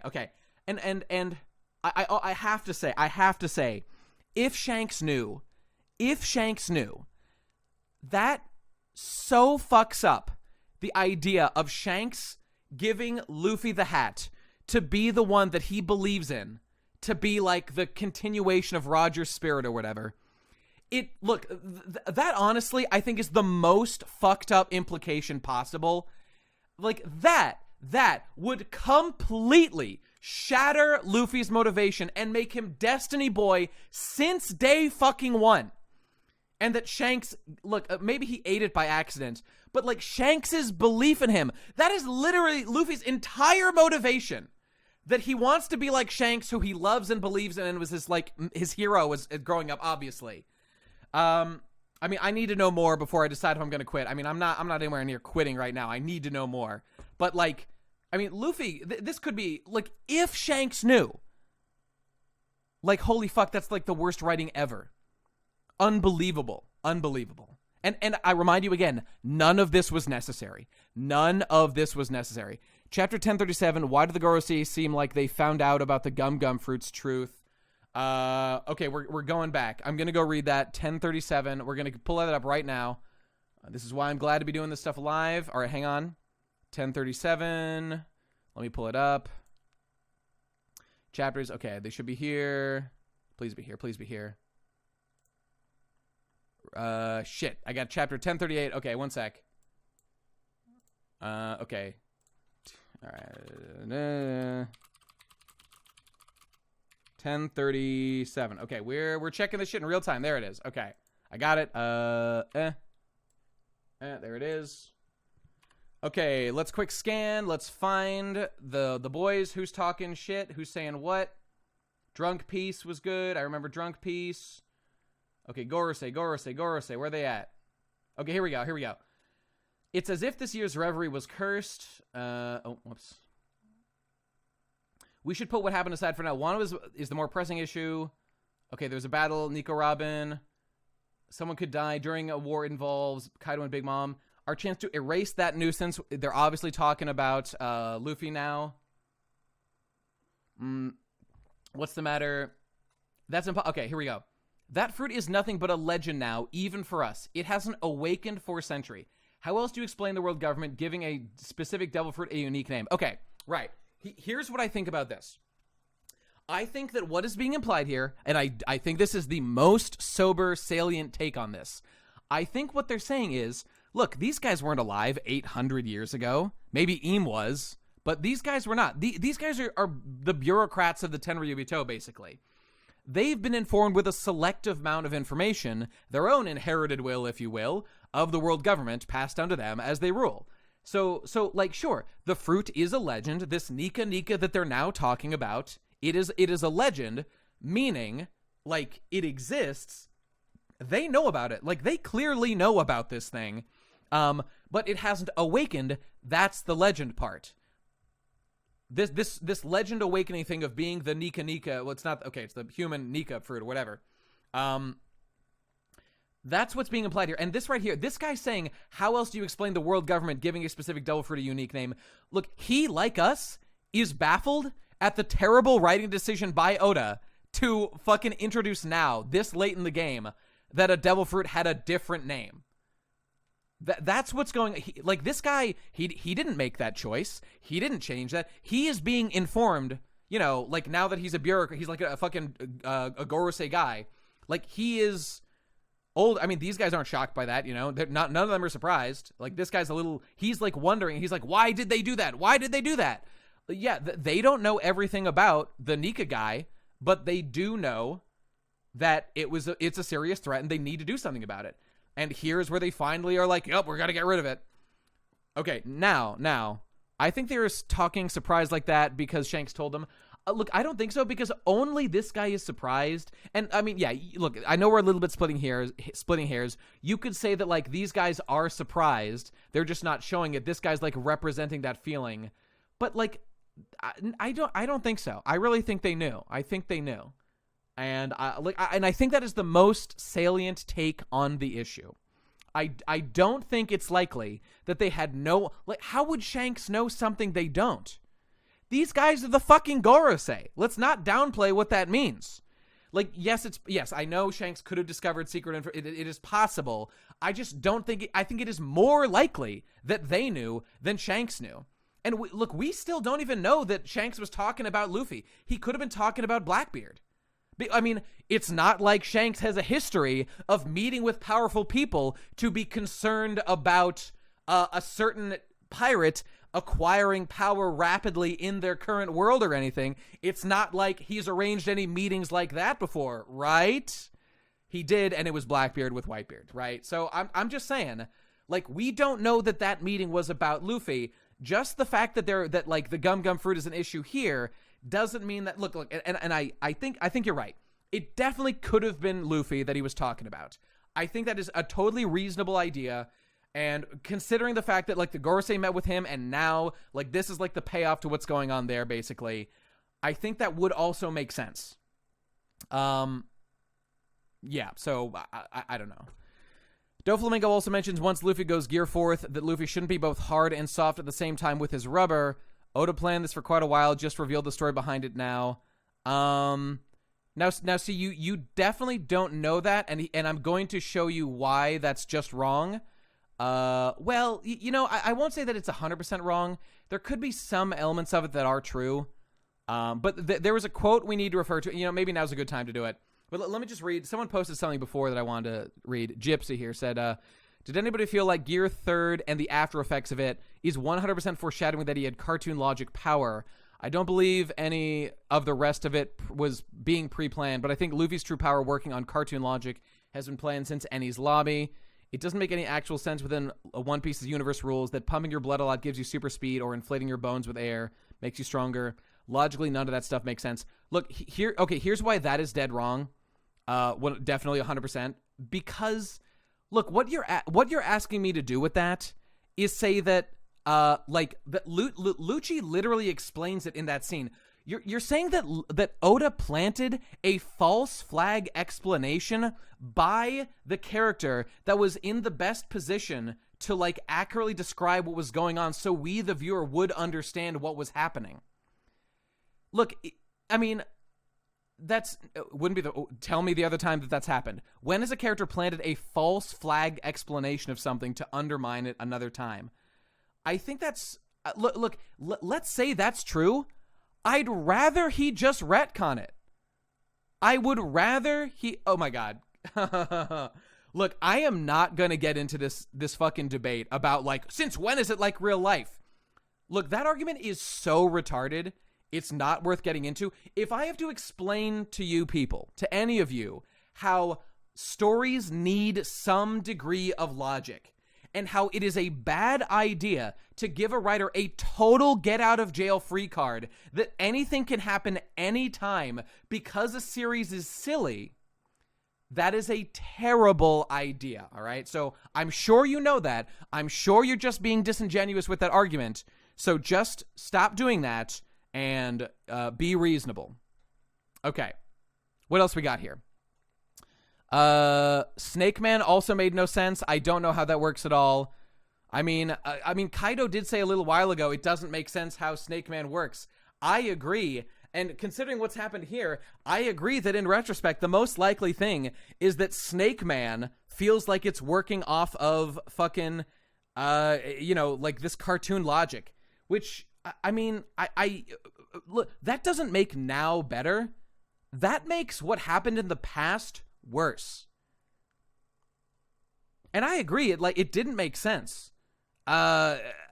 It never made sense. We had questions at the time about what was going on. But, the explanation we're given is that, oh, you never should have taken it seriously. Do you really think that's a good explanation?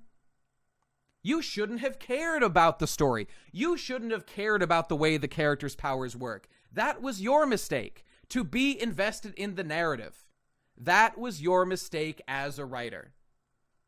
And you can say, oh, well, you're supposed to care about these elements, but not these elements over here. Who decides that? Who gets to decide that?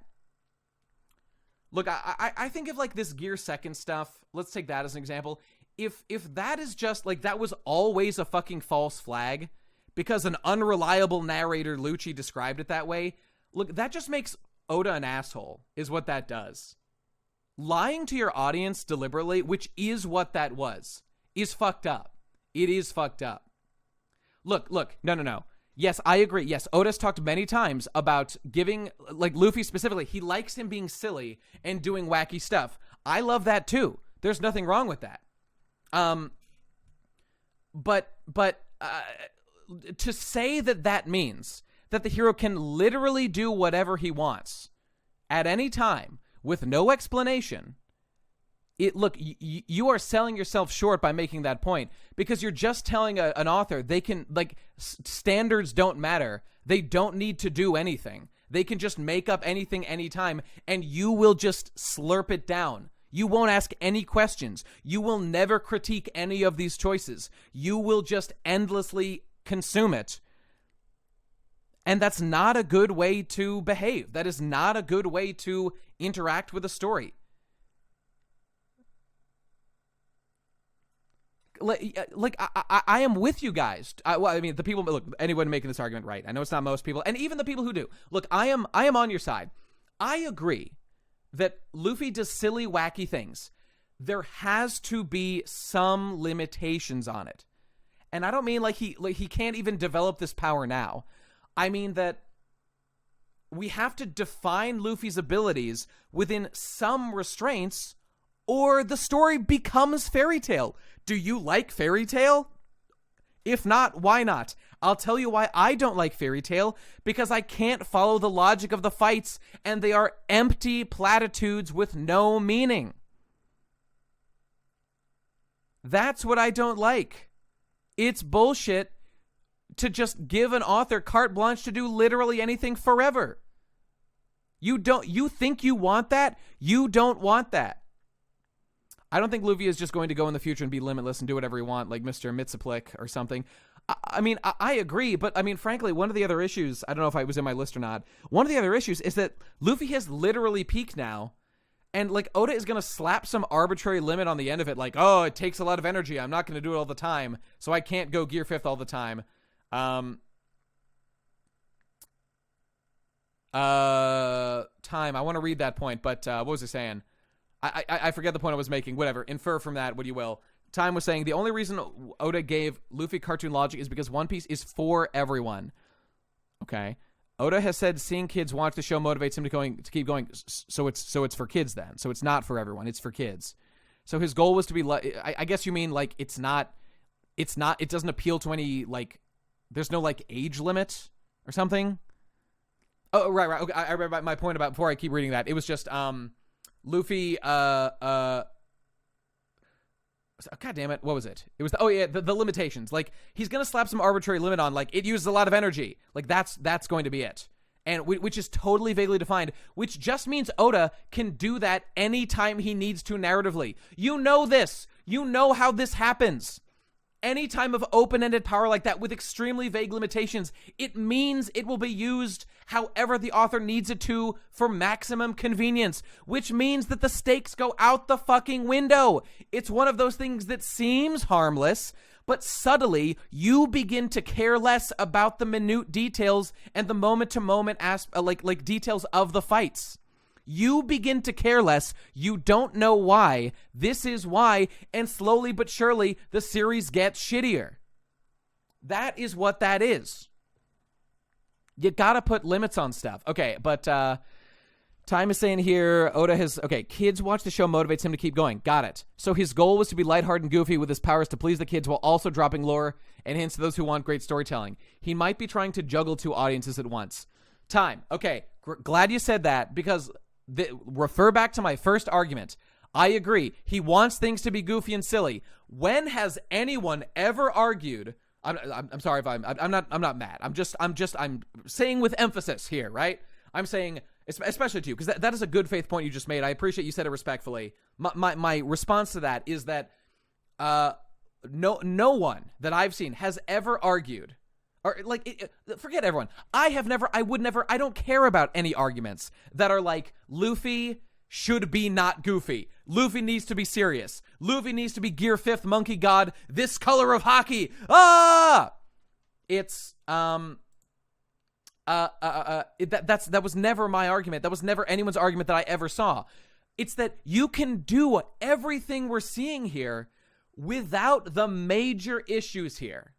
And I do agree. I do agree that, like, the issues I'm talking about now are still an issue of Luffy having absolutely no boundaries on his power.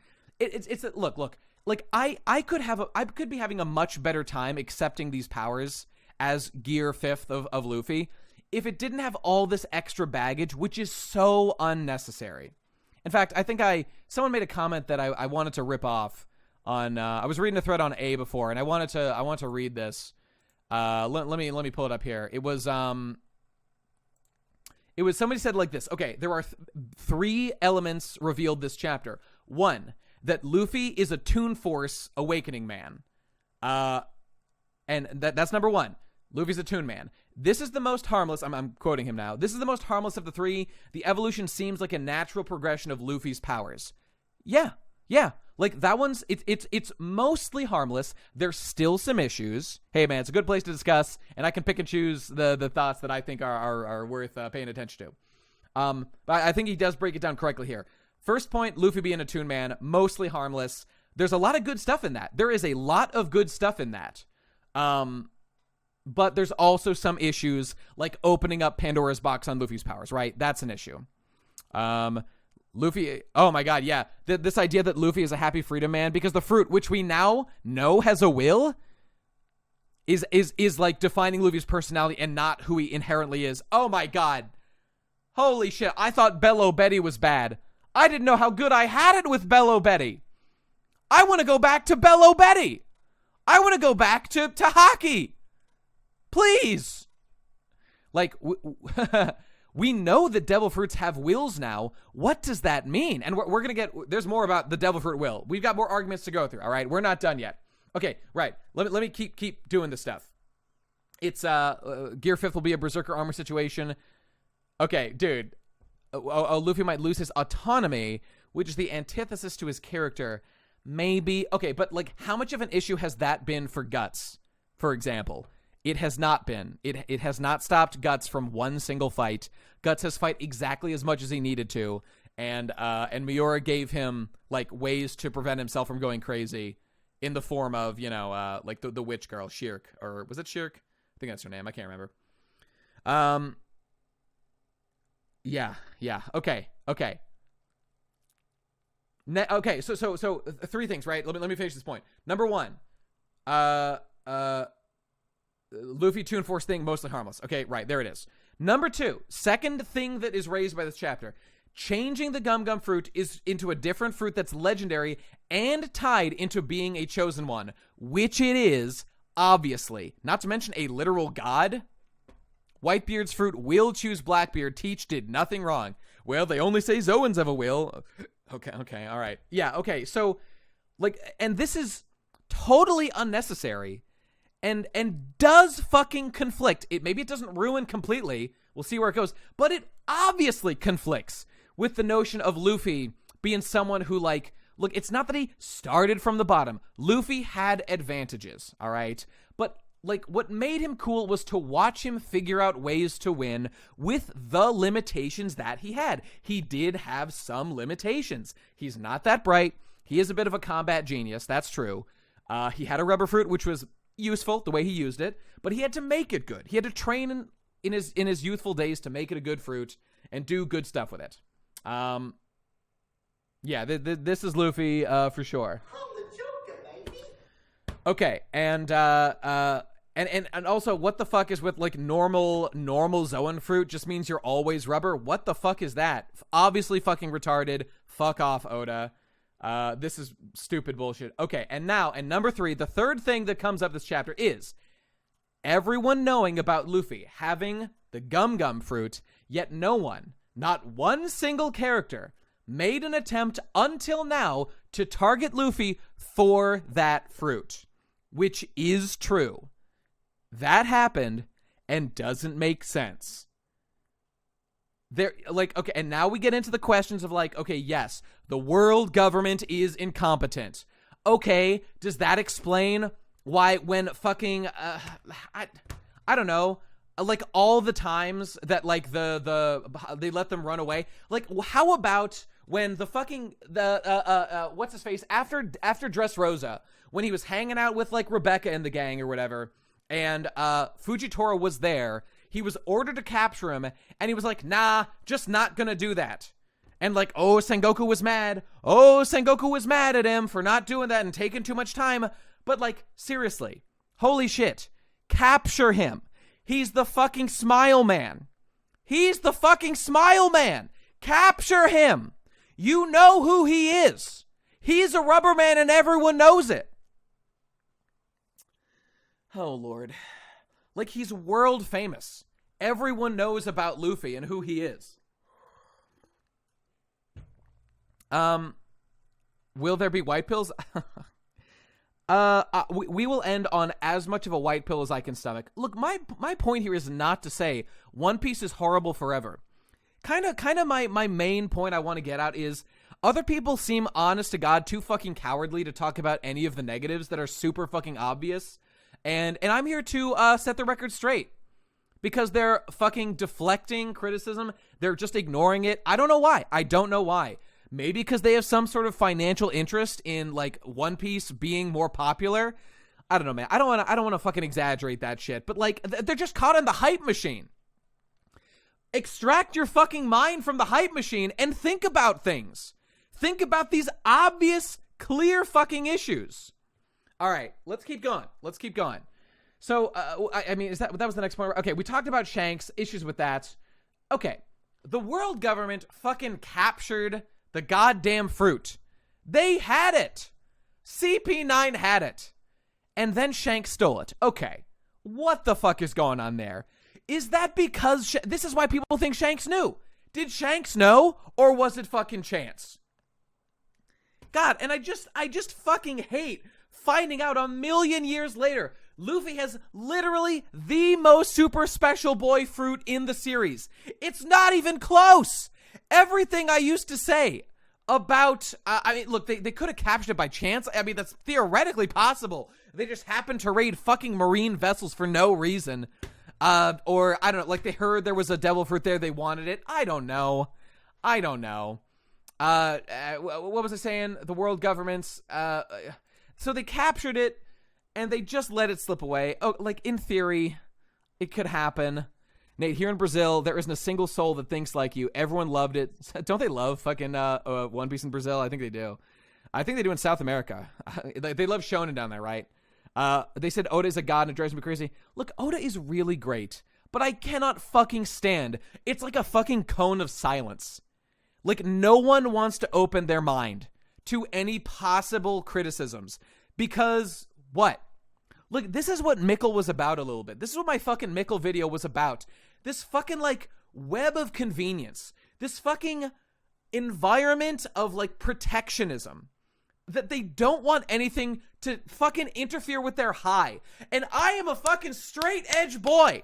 I say no to drugs. I say no to arbitrary hype, to unearned hype. I say no to it. It's not good for you. It's healthy. Press S to be straight edge in the chat. Press S. Press S, you goddamn fuckers. Thank you. Yes, good. I just think people are addicted to hype. I think that's what it is. I choose drugs. Well, I just think people are basically hype addicts. They are fucking dopamine addicts. These people cannot... what's the word? Delay gratification. Straight edge like my katana. Hell yeah, boy. Toxic positivity, man. It's a real thing. It's a real thing. Neither do I. Thanks, buddy.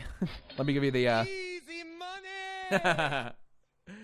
Okay, let's keep going. All right, like, the world government just let it slip away. They never had it. Like, why the fuck did they never chase Luffy? What the fuck? There were many, many chances to capture him. Let me name a few. Of them. And Luffy was already super famous from early in the series. Look, at a bare minimum, when he beat fucking Crocodile, that's the tipping point. Crocodile's a fucking Shichibukai. All right? There's no excuses after that. And yes, they covered up for the world. They said, oh, Smoker did it. The government knew, obviously. They knew everything. They knew 100% who Luffy was. They knew details about him. Everybody reported about him. They know what he is. Long Ring, Long Land, what happened? I'm sure there's some relevance there. The YouTuber effect about the community has been abysmal. I kind of think so. And look, I don't really blame any individual, like, YouTube person. It's like, look, no flake blames itself for the blizzard, right? No. Smoker filed his report. He refuses to accept that, like, he will be the one who takes the credit. Like, he told them what happened. And, look, even if that, I mean, I don't know. How about that time they beat Gecko Moria? How about that time they beat other people? Look, there's a million. We don't need to focus on any one instance. Like, how about that time Luffy was literally captured and impelled down by Magellan? That was a wacky situation, huh? That was pretty kooky. He was literally captured. They had him. He was in jail. And look, okay, I mean, you can make an argument with things like that like maybe some of these agents, they didn't know that Luffy was the fucking Nika fruit boy. They didn't know that he was like the most important guy. They underestimated him continually. But like Magellan should have fucking known. I don't know. Remember, he was in the middle of fucking Marineford. When he was in the middle of Marineford, you'd think someone would say, okay, what did they say about Luffy? They said, he's the grandson of Dragon. For that reason and no other. Please capture him. Well, you say, why would Magellan know? Look, I agree. Magellan has no reason to know that specifically. What I'm saying is Magellan works for the world government. They just captured Straw Hat Luffy. That's something you might want to report relatively quickly. Luffy is a big player in the world, you know? Marineford is the threshold of when they should have known. Okay, glad we agree. We agree. Okay, Nate, you are right. I will stop reading One Piece. I'm glad you understand my real point here. Okay. Look, honest criticism, people. Honest criticism. It's so healthy. Sunlight, disinfectant, etc., etc. That's how it is, baby. All right. What else we got here? Obviously, they should have known. Like, that's just another. That is a plot hole. They should have captured him way harder, way sooner. Embarrassing. Deeply, deeply embarrassing. Okay, now let's talk about being the chosen one. Let's talk about the devil fruit choosing Luffy. Do we talk about that much? I don't know. Let's talk about it again. All right, I'm in the wrong chapter. Here we go. Nate, what can he do to minimize this? I might finish with this. Look, nothing Oda can do can undo the damage that was done. I'm not saying this ruined One Piece. This is a serious blow to like Oda's writing credibility. It is, honest to God, this is a serious blow to Oda's credibility as a writer. It really is. It doesn't ruin One Piece. Well, we're speculating shit. We're just speculating, but we'll see what could perhaps be implied. I agree. We don't know anything for sure. Oda has done a massive blow to his own credibility as a writer. However, damage control is possible. So here's the thing. He can't make this good. In terms, look, here. Let's be clear. I'm not saying every aspect of what happened here is bad. I'm saying of the parts that are damaging to Oda's writing credibility, which he did do in a big way, this may well be the worst writing decision of the series. It is definitely possible. Yes, I'd have to think about it a little bit more. Of the damage that's done here, So some damage has been done. Other good things happen. Okay, kind of cool, kind of true. But since damage has been done, he cannot make it good, but he can do damage control. But unfortunately, that's the best I can say. That is the best I can say about this stuff. Oda can do some damage control, and not all our wild theories can come true. Only some of them can remain true or become true or whatever. That is where we're at. One Piece fans are like Chopper, not using brain point after the time skip. Oh, got him, baby. Holy shit. Guys, the Gorosei must be double agents. You're right, the Revolutionary Army guys. There's no way they're that dumb. They told the guy to kill himself to stop an awakening triggered by death. Well, I mean, we don't know it was triggered by death. I mean, we just don't know. We don't know. Don't be sorry, be better, Oda. That's exactly how I feel. What if they make it so everything before this wasn't special fruit shit because unawakened Gum is just rubber? I mean, that is what has happened. It was just rubber. Well, that's not even necessarily true. That's not even necessarily, like, stuff like Snake Man has a definite feel of goofiness. But see, this is the thing about that. Nate, Ace's fruit chose Saba. Oh, great. The thing about the goofiness, look, we're in meta territory now.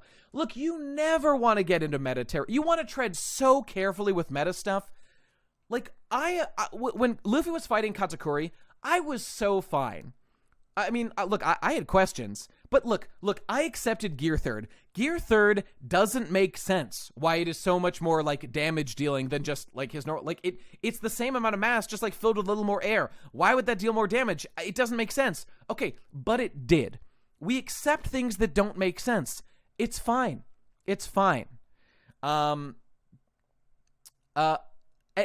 what Snake Man is. And that is how I interpreted Gear Second a little bit, and Snake Man I mean, Snake Man, like, he didn't even bother to explain. That's fine. I mean, it's not, like, totally fine. It is acceptable. It is acceptable. However, what Oda has chosen to do is concoct these circuitous cockamamie explanations because he feels the need to explain it when he doesn't need to. He doesn't need to explain even the stuff that Luffy is discovering now. Just make this be the awakening of the rubber fruit. They could even say, like, you can go as far as, I don't love this, but you can do this. You can say, whoa, these powers really remind us of that legendary figure. Some called him the Sun God. Some called him Joy Boy. All we know is that he made people's laugh. He made people goof and stuff. You know, and this new guy, Luffy, he really reminds us of that. Look, that is more on the nose inherited will than I want. But I could live with it. It's unnecessary. I absolutely would complain about it because that too is unnecessary bullshit. Look, I complained about Luffy finding out that his hat was actually Roger's fruit. I didn't like that either. That was too on the nose for me. It wasn't necessary at all. Okay, but I can get over it. And then we talk about the fucking frozen straw hat in the vault, which guys like Takuto keep reminding me is waiting on the wings for an explanation. One of these days, a chapter's gonna drop that talks about that fucking frozen straw hat. And on that day, the terror, I mean, it might be worse than this. It's too on the nose. All this shit, man. It's too on the nose. I wish we could talk about Carrot, but no, we can't. I feel Oda had an idea back at Skypiea. Getting to the goal didn't go as expected, but Oda wanted to go with it anyways. I mean, you know, I too wondered during Skypiea, like, why Oda was introducing these weird, like, god lore things. I mean, I thought it... You're welcome, Takuto. I thought at the time, like, oh, you know, Oda is, like, he's fleshing out the different culture of Skypiea. You know, maybe something will come of it. I don't know. You know, it's possible that he had some plans.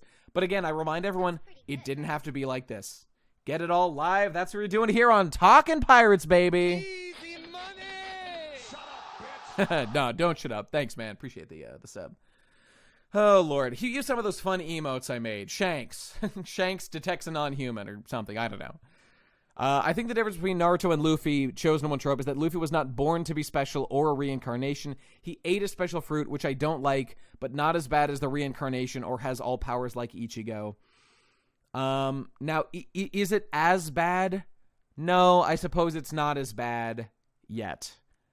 Let's see what Oda does with that fucking frozen straw hat. Look, do I feel the fruit changed him? Look, I'm the guy who, when Bello Betty showed up, look, like, this is reading harder than, like, I know Oda wanted me to. Like, Bello Betty has mind control powers because she gives people courage. You know, like, that's not what Oda's going for. I know he doesn't want you to overthink that point. I get it. Manga for children, I understand. It is literal mind control in real life, but this is One Piece. I am aware of these kind of distinctions. Do I think that this is saying that, like, Luffy's personality was influenced by this fruit? I mean, look, I don't blame you for having that question. And anybody saying that's, like, a totally ridiculous comment, I think is they're overshooting what they have credibility to say. It's totally possible that that's true, but I'll say I don't think that that's true. I don't think that, like, Luffy's whole path in life has been defined by eating this fruit. One, because despite all the hackery Oda's including in this thing, he still hasn't, like, completely ruined all his fucking stuff about inherited will and choosing your destiny and defying fate, blah, blah, blah. He hasn't undone all that stuff, you know? Luffy did stop stabbing himself after eating it. That's a fair point. You got him there. I don't know, man. Okay, what else have we got here? So Luffy being chosen by the fruit. Let's just consult that line real quick. All Zoan fruits have a will of their own. I'll just raise the theory. Could this imply that, like, the fruit gravitated its way to Luffy? Maybe. Like, is this like some JoJo gravity shit where stand users are drawn together? Like, none of us ever complained about JoJo. Characters being drawn together by gravity. JoJo is not One Piece. Different hats have different things. A plot device that works in one character in one series can totally ruin another, etc., etc. Kaku was literally handed his fruit. That's true. Have you ever seen that Chef Boyardee's commercial? No, I don't think so. Okay, Blackbeard did say the darkness fruit chose him. I will mention they literally only say that all Zoan fruits have a will. Blackbeard's fruit is a darkness fruit. Okay. Unless, okay, and here we go, people. Unless Oda is pulling a twofer. Is Oda pulling a twofer that Blackbeard ate the devil fruit? And he's a darkness devil man. He ate the Satan fruit. I mean, look, he said the fruit chose him, did he not? We know devil fruits have a will of their own. They're literally talking about the fruit itself having influence. They say it's not impossible. I mean, I'm just saying. This is the panel where BB says it. Yeah, all right. Dr. Keck's got us covered. God damn, I love you, Dr. Keck. I'm saying it. Dr. Keck is my favorite viewer. Y'all are nothing to me in the wake of Dr. Keck. You're the reason in my life. You're the inspiration. Yeah, Takuto. That's a personal attack on you, Takuto. All right. So, look. Okay. Like, what does this mean? He's just got the best name, and he's got the credentials to back it up. Where's your PhD? I don't see it. Where's your MD, I should say? For a fucking PhD. I don't think so. This man's got an MD. But Nate, I drew Gear 5th with tits. That's true. Simsy did single-handedly redeem this, basically every writing decision that Oda's ever made that I didn't like by drawing tits on it, which, as we know, is how you make something bad good. Takuto, you know you're special, baby. You know you got a special place in my heart. Just finish that MD and we'll talk. Okay. This video is a minute long and explains the entire concept of Zoans having wills. Now, okay, is this going to say the shit about how you can imbue an item with a Zoan fruit? Let me just play this. Oh, wait a minute. I think we need to watch this, actually. Oh, it's a Chef Boyardee commercial. Am I going to get claimed for this? Let's find out. Oh, not tonight, sweetie. You've had chef every night this week. Okay, I'm skipping ahead to avoid copyright a little bit. Oh my god. I remember this commercial too. This is the lore. This is it. Oh. I loved this commercial when I was a kid, man. Now what happens next that you don't see? Oh, I wanted that Chef Boyardee ravioli so fucking bad. Damn, this is actually pretty kino. The mom comes in, says, "You stole that ravioli from the shelves," and she starts laying into her. Backhand, forehand, backhand, full fist, smack, knee, elbow, giving her the people's elbow, dropping on her. We do not tolerate thievery in this straight edge household. Oh, you're devilish, Oda. You're absolutely devilish right there, my man. Hito no Mi model Chef Boyardee. Ravioli Raviota. Oda is a hackioli. He really didn't. He really didn't take a bite of gum though. I am now informed. Okay. All right. What else we got to cover here? Okay, Luffy chosen by the fruit. All right, Chef Boyardee happened, I guess. Oh, Lord. Okay, I mean, I've got the thing about Luffy is still... Okay, we talked about Luffy being made of rubber, which is like... Okay, just let me ask this. Do you think if Oda could... Ask yourself this. If Oda hadn't written himself into a corner about Luffy needing to literally be made of rubber because of the Akainu stuff and probably various other things... Excuse me.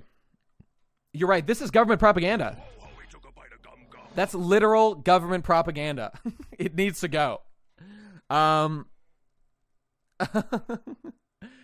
was I saying? Right. Do you think if Oda hadn't written himself into a corner by needing Luffy to literally be rubber, because nothing else, like, it had to be that way, do you not think that he would have just made him anything else? Just, goofy, stretchy, Popeye logic. I mean, I just think he would. Oda said years ago, Luffy has rubber powers because it's ridiculous. I mean, yeah, for sure. That's true, but that doesn't contradict what I'm saying. It's like that's the way that you give him those powers in real life. I mean, in the narrative, not real life, obviously. Oh boy, we need the best characters now, Blackbeard and Akainu, to save this fucking meme series now. That's what we need. You're right. You know what? I get hung up on things being planned. Forget if it's planned. The point is it's lame and doesn't make sense. You're right. We can all agree on that. Great. Okay. I guess I'll touch back on this inherited will idea and how Takuto MD, and he made it, boys. He's the best viewer without question. He's got the credentials, boys. He's the Joker, baby. Damn, you went to school. That was like a what's her face? Temmie from Undertale, little unknown indie game named Undertale. Remember when she went to Colleg, boys? Remember that animation that was made of her going to Colleg? That was pretty kino, gotta say. All right, moving on. Inherited will, right? Inherited will is pretty cool. Here's my point about that. Here's my point about inherited will. You need a light touch, Oda. Jesus Christ. What happened to the light touch? And I think now is a good time. PhD is just as good. Embarrassing. I don't think so. Shut up, bitch. Ever since the time skip, we have been in New Piece. Look, honestly, even before that, during Marineford, all that stuff, I think things started to change, but it really hit. Ever since we came back, after the time skip, something felt different. Oda, I don't know, man. He made some changes.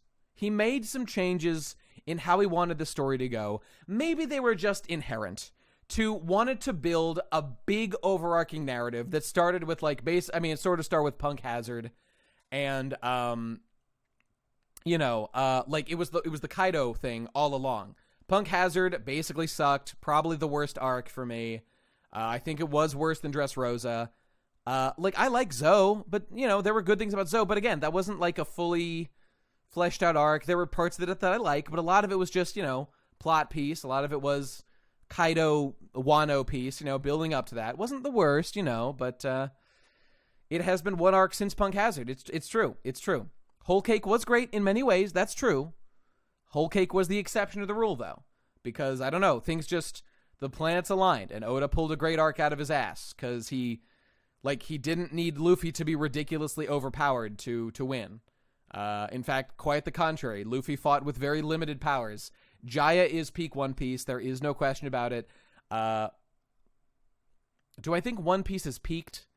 I think the answer is just we will never get an Enies Lobby again.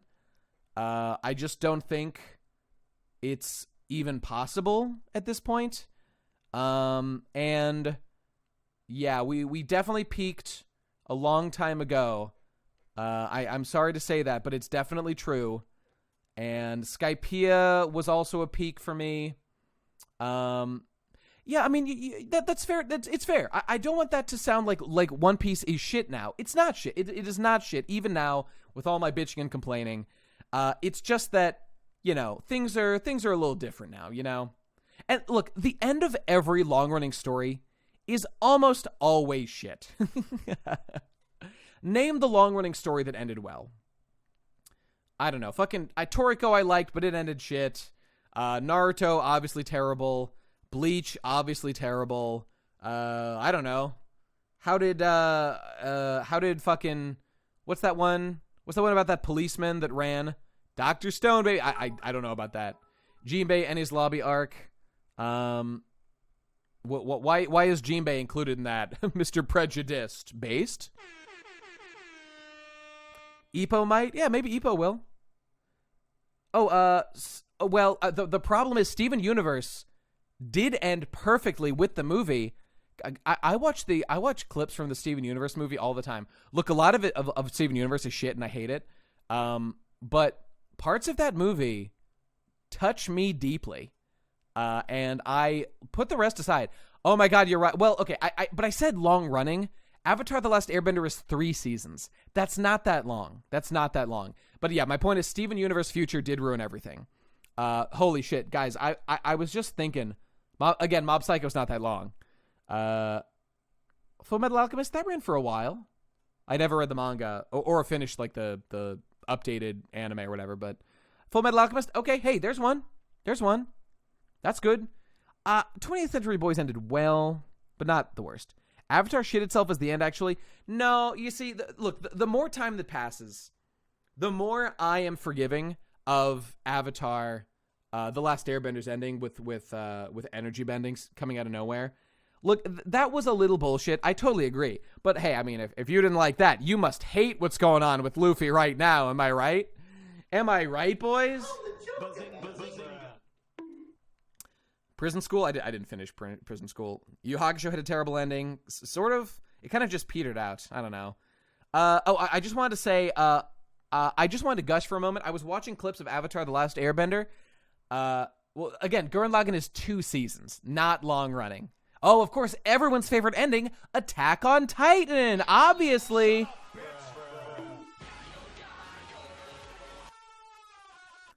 Again, Lucifer and the Biscuit Hammer, not that long. It's like 130 chapters. It did run for like 5 years, but that's like getting towards middling, you know. Okay, I'm not gonna.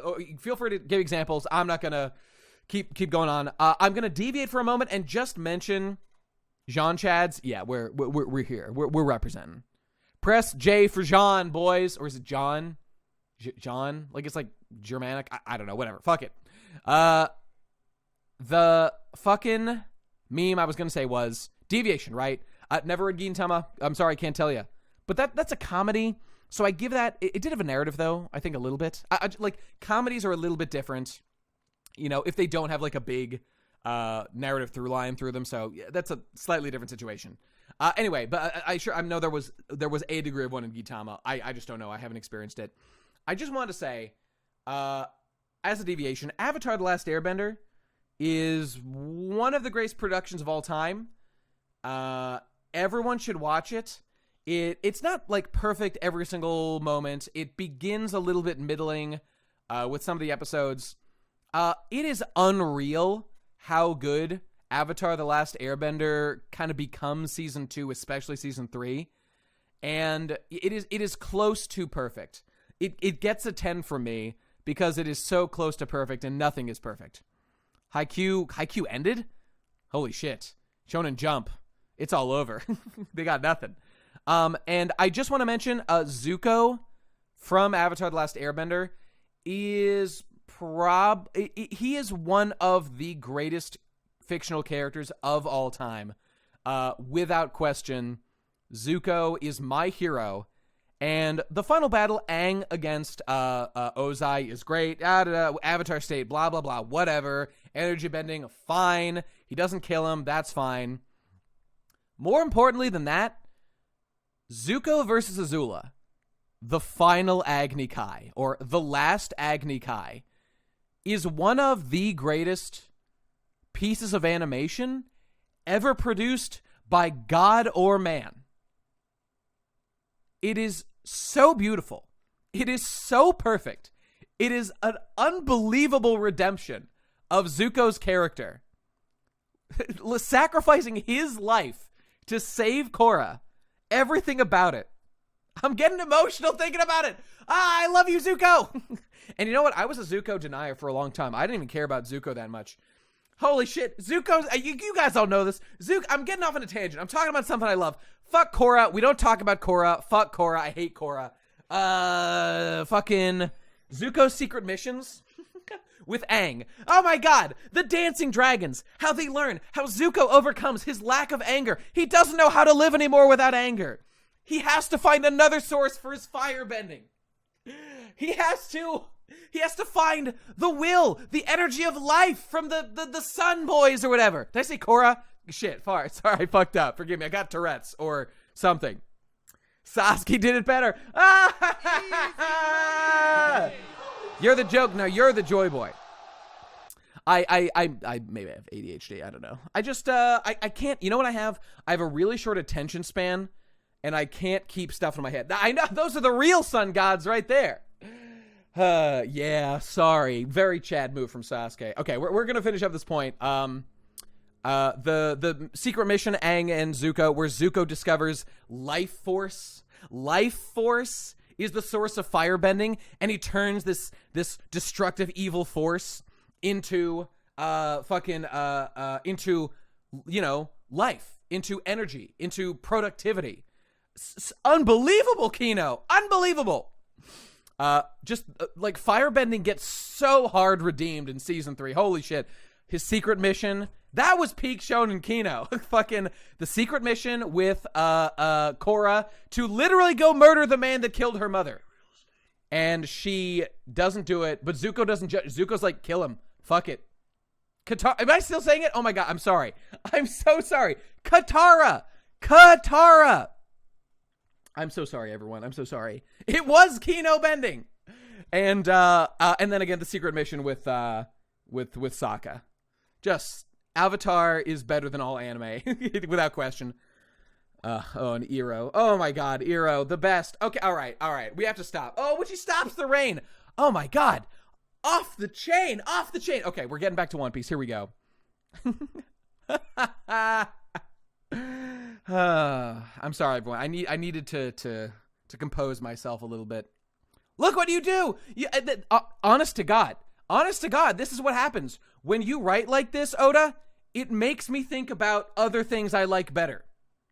At least of, you know, like, it's not all bad. I'm not saying it's all bad, but there's giant fucking issues here, you know. Okay, all right. The Moon Sword. Oh yeah, the Moon Sword beats Enma, no doubt. Very strong. Oh, Lord. Okay. It's Iroh. They say Uncle Iroh. I mean, look, that's not me. They say that in the fucking show. There is no Jap dub or whatever. It's in English, goddammit. Or Chinese, whatever the fuck it is. All right. To summarize, let's see if Speedy Junk 11 has it right here.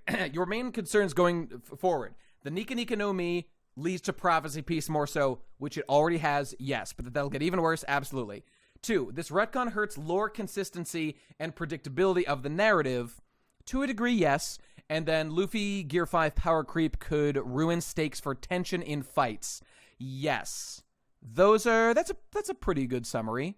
And there are way more individual specific issues, but those are the main. That's a pretty good condensation of it. What you haven't included, this would be a number 4, is, look, all the way this obviously breaks previous canon stuff. Like the fact that this was not a Zoan.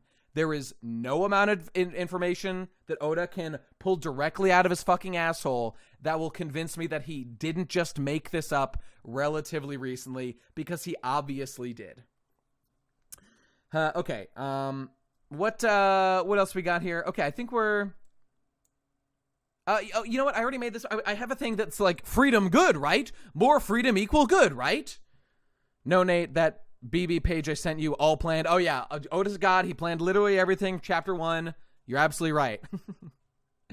In fact, I think we're okay. I've got a summary of my issues here. I do, but let me.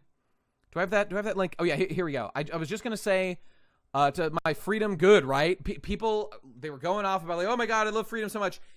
The absence of limitations is the enemy of art. I remind you again, that is absolutely true. Luffy can do some of this stuff. I agree. The way that it's done has been bad. So, like, while I think it isn't the worst imaginable thing that Luffy gets this type of power, it shouldn't be within the context of being a literal god. It should be within the context of the advanced form of the rubber fucking devil fruit means that you can bend stuff and make things goofy and stretchy the way like Oda kind of already did, but make that a little more manifest in the narrative in a way not making Luffy a literal god. Not to mention the literal embodiment of freedom, because that's too on the fucking nose. It's too on the nose. It's shit writing. Yeah, do not forget what freedom did to Eren Yeager. Ironically made him a slave to destiny? Fascinating stuff. All right, moving on. I still think it's a moniker. I mean, I think at this point that Joy Boy is a specific figure that existed in the... I mean, I don't know. Kaido still did say that shit about, like I wanted to become Joy Boy. I don't know. What was that about? Whoa, Shanks has sunglasses now? Sokorisu? Based. Oh, Lord. I'm so thankful that you are not a sheep and go against the grain. All the people I see are saying best chap ever, and I cannot disagree more. Thank you for not bowing down to the herd. You know what? I'll say this. Toxic Aniki. I think of myself as something of a toxic Aniki. I don't even want to I don't even want to, like, act as if I don't have, like, look, there would be an incentive for me to be like, oh, yeah, I just like going against the grain because I don't think like everybody else. When, like, I could be just enjoying being a contrarian. Like, I don't know. Like, I guess I kind of enjoy that to a degree. But honestly, serious assessment, I think I'm just viewing it the way I view things. I try to think that this is, like, a good way for me to make sure I'm not being a fucking hack, you know? I'm just trying to stay on an even keel. And not, I mean, I'm a very critical reader. That's absolutely true. Other people aren't like that. That doesn't mean their interpretation is, like, necessarily wrong. They can do that if I want. But, I don't know. You should be a dedicated One Piece tuber. You'd provide something no one else in the market can. I mean, I guess that's true. And at least I'm consistent. At least I'm consistent. And yeah, maybe people are hungry for it. It's, you know, I don't want to say anything like I'm smarter. Maybe it's that I'm older. I don't know. And it's not that I've been reading longer. I mean, I think when you read longer, that does have some effects on the way you consume the narrative. It's true.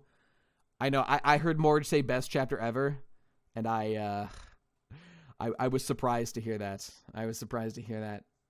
I don't know, man. Yeah, like you can be a fan of something and still analyze the flaws. And like, look, this isn't even hard. You know, in fact, I'm about to get to some stuff. That sums up my point, that gets to, like, why I like One Piece, okay? And why everything else I've said aside, it doesn't matter. What really matters is why I like One Piece.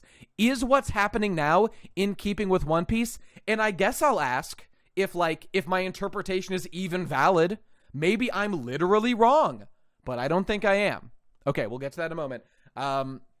Okay, what do we got here?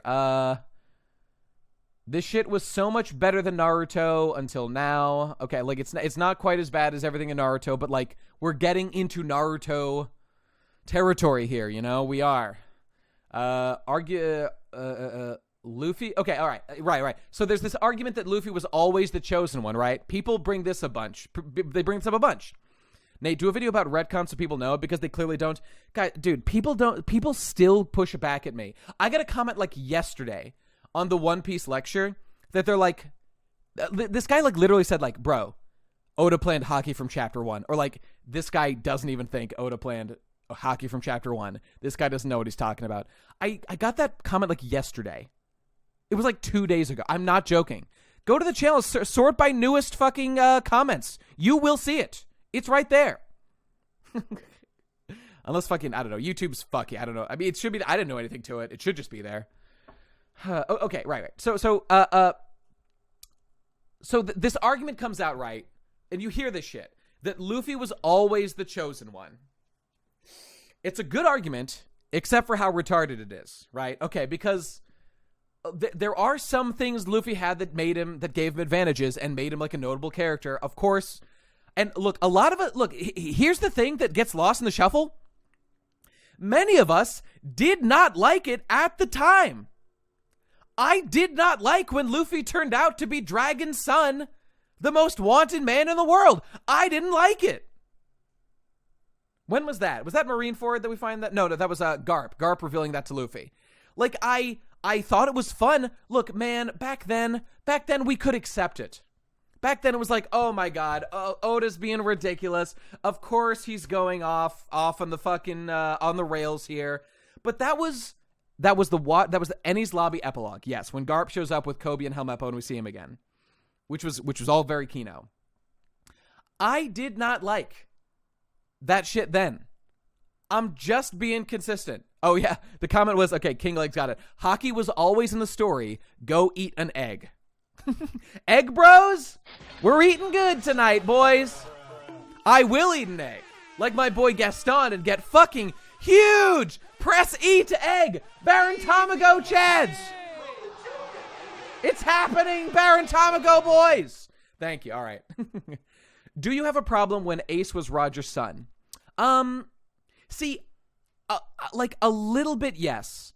Look, the biggest things I hate about Ace being Roger's son, dude, you know what I'm going to say?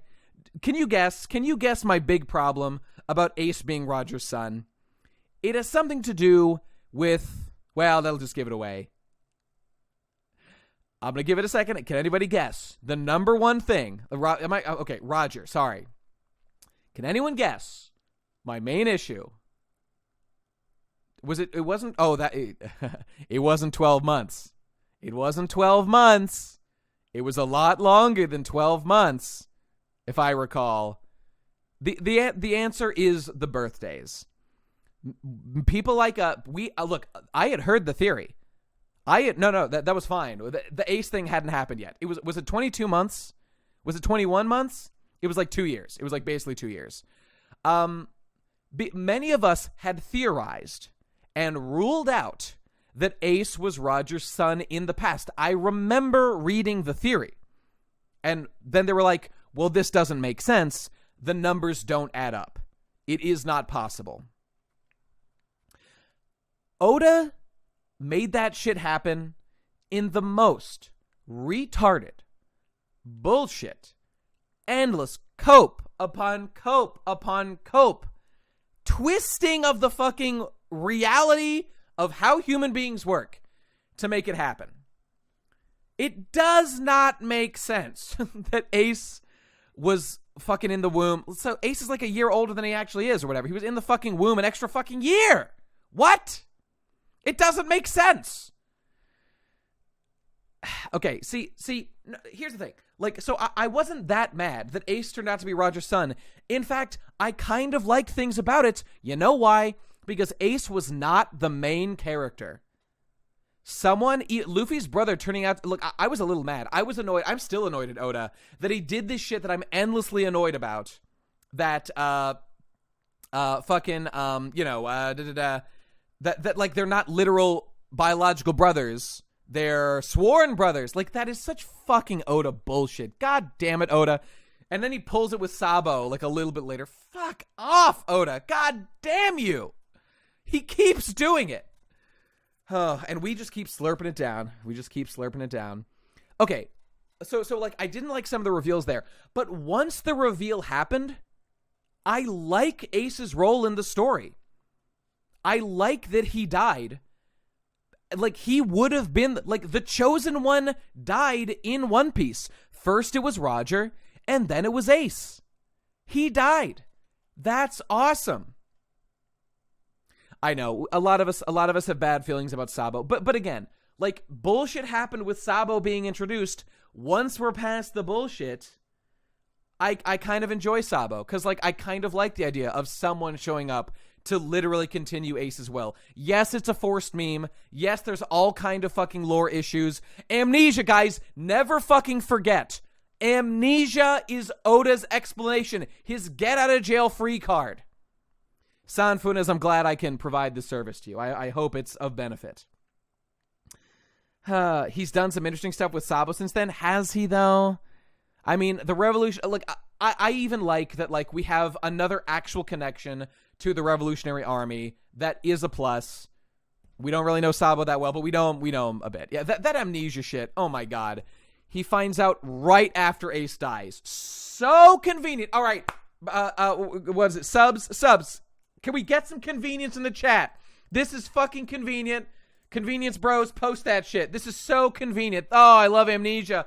Oh, what a great plot device. Post that shit. There it is. Oh, I love when things are convenient. It's my favorite. I love it so much. Oh, my secret brother. Plural. Aro D. Riguez. Thanks, buddy. Appreciate that. Can you hear my voice going? I'm losing it. Oh, God. Oh, my God. Yeah, we forgot. Did Robin know? Why the fuck would Robin not? I forgot about that. That was one of the main things I always talked about. Robin literally knew Sabo. She knew Ace. What the fuck? Wait, did Robin meet Ace? I'm not sure she did. I don't think she did meet Ace. Even if she had, that doesn't change anything. The point is she met Luffy, right? That's all that matters. Yeah, I don't think she met Ace. I don't think she did. Okay. Absolving all guilt is so bad. It's so much more interesting for Sabo to. I know. Like, literally change nothing. Just have it not be amnesia, but that Sabo couldn't do it because of his duties to whatever. I mean, like, Luffy wasn't even going to go save Luffy.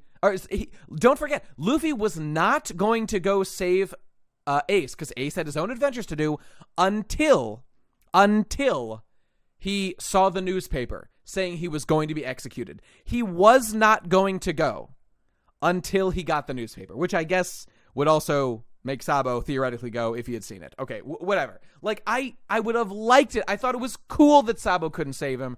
Just write something decent in there, Oda. You could have done it. He chose not to. Luffy was not going to save Ace. Forgive me. Going long here. Okay, we're going to wrap up pretty soon, but okay. So, what was the point I'm getting? I think I'm getting off track here.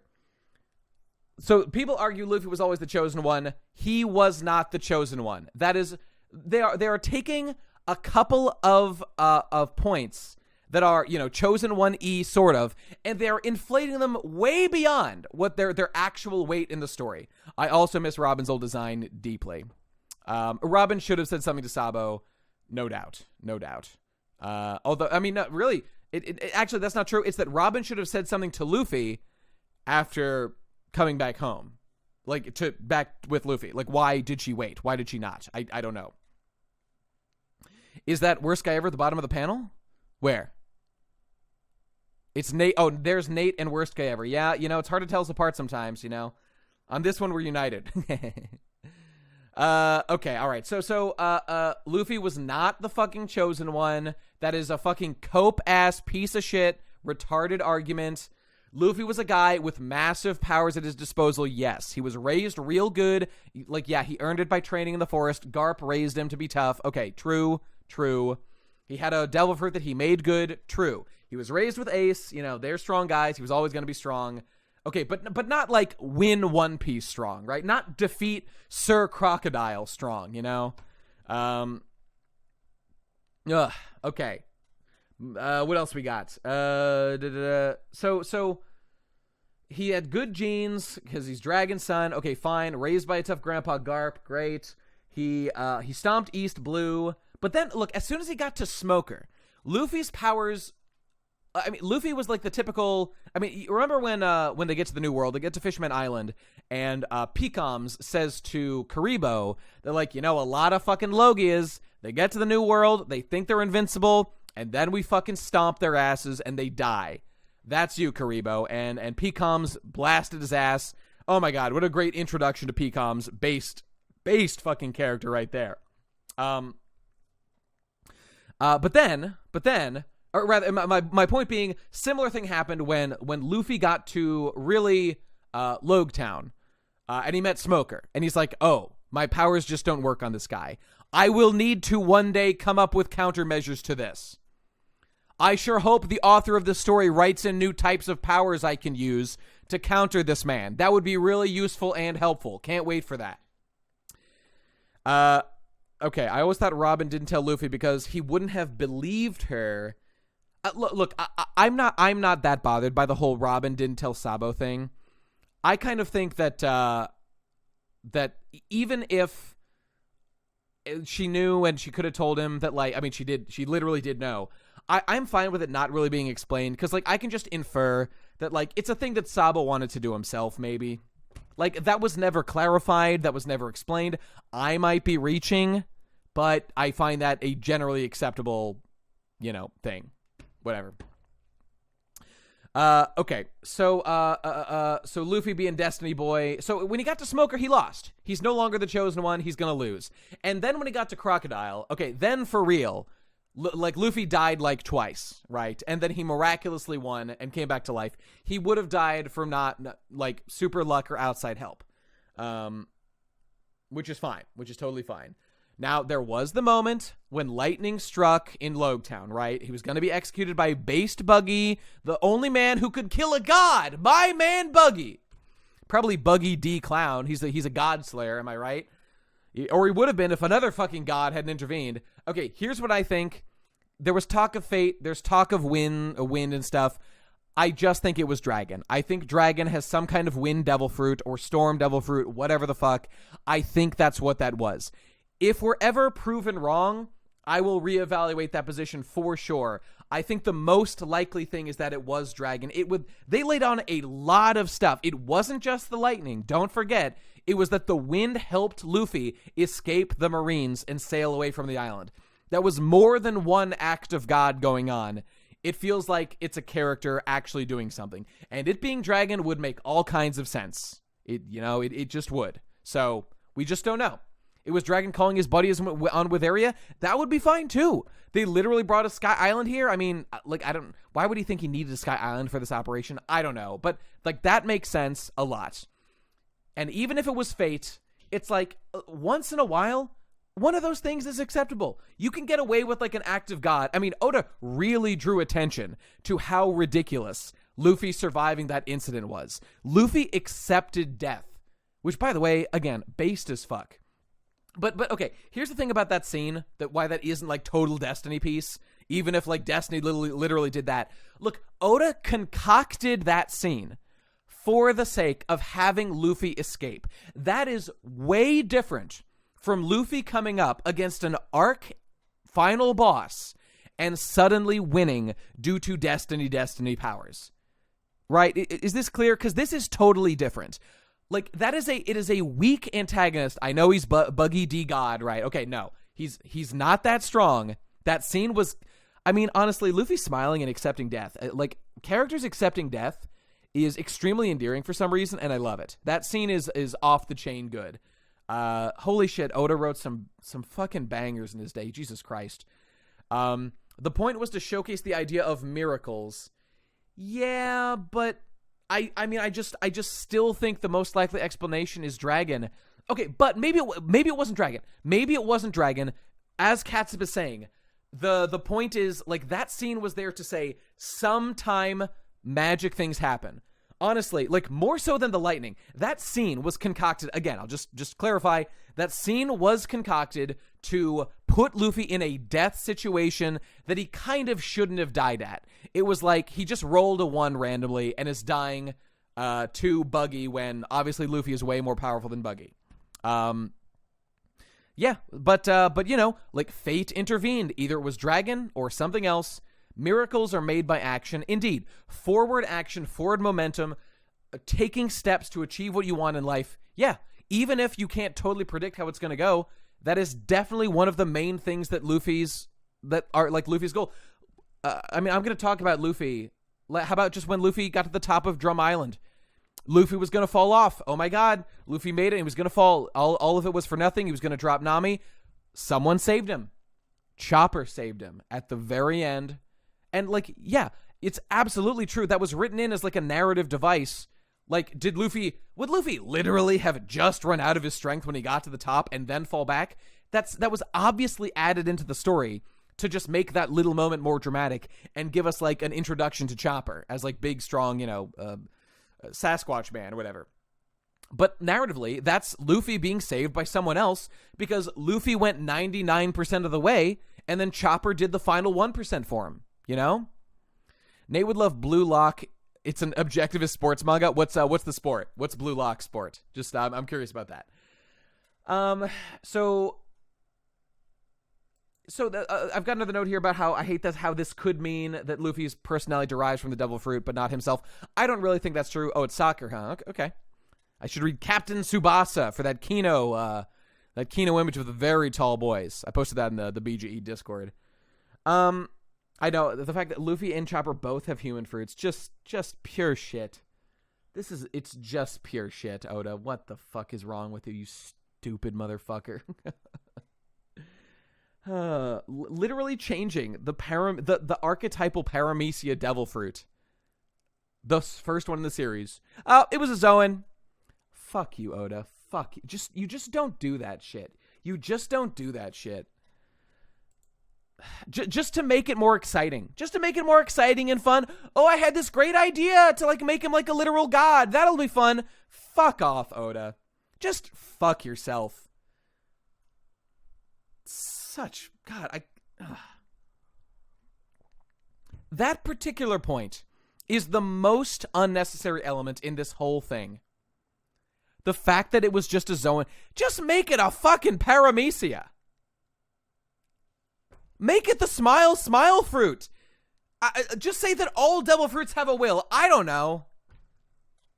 So unbelievably arbitrary and terrible. Why? The literal god Laffy will drop his mixtape next chapter. Looking forward to that. Frankie was a car that ate the human fruit. Very exciting. Very exciting. Enter Moon Key Dawn Luffy. Okay. All right. Moving. Okay. Now I want to read this quote from this thing. It supports some of the arguments we've been talking about. Let me see. Where is this? Where is it? Kaido. Okay, yeah, you know what I'm going to say, but like this is a piece of evidence that is totally reasonable to bring up. This was 6 years ago that Oda wrote this, right? We're strap in for a Reddit moment. We're going all in, boys. We're going all in. I'm the Joker, baby. Bazinga. Okay, so Oda commented. Okay, wait, we're quoting stuff. I don't want to read these fucking Redditisms. Okay, here we go. Here's Oda in this interview in some newspaper. Okay, whatever. It's 6 years ago this happened, which was during Whole Cake Island. Oda said, when Kaido appeared for the first time, I said that Luffy can't defeat such a strong character yet. Okay?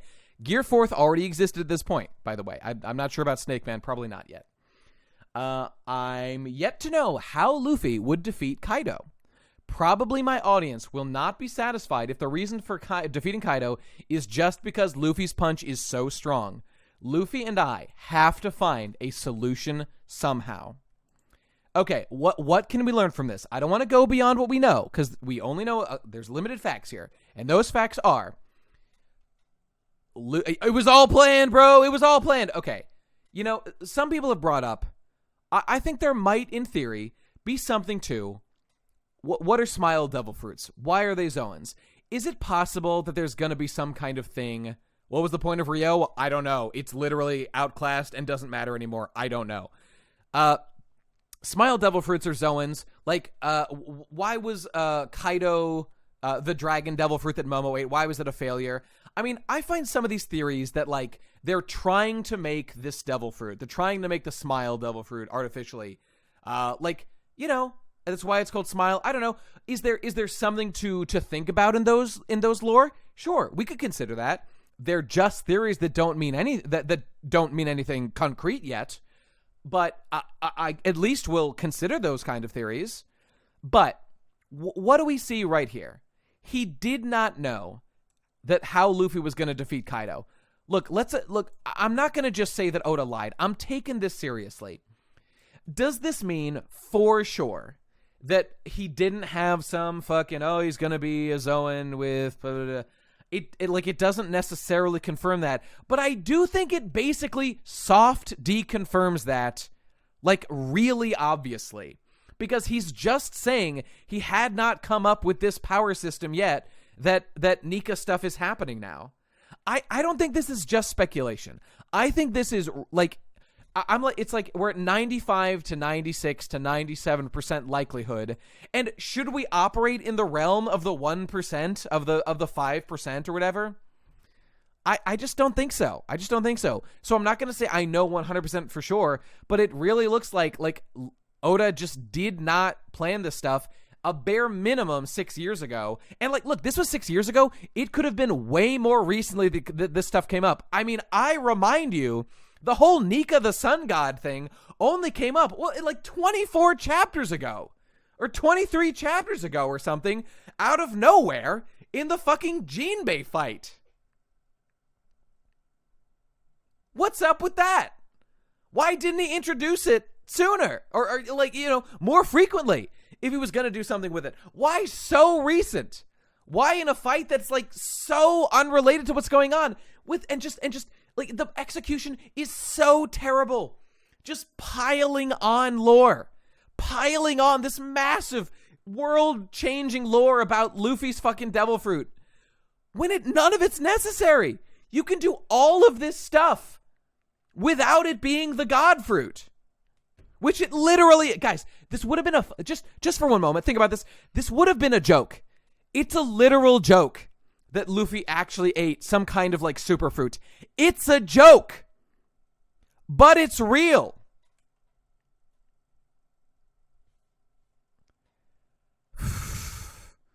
And it's not a haha funny joke. It's not a haha funny joke. It's a oh no. It's a oh no. What if the Gorosei are just wrong? Well, I don't know, man. Am I going in circles? Probably true. I think we covered the main issues.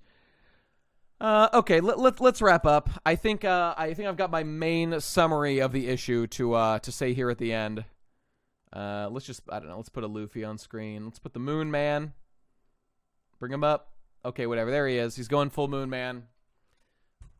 I mean, look, if characters that are talking in an informative way are just wrong, like that does credibility damage to the series as well, that you just can't trust anything.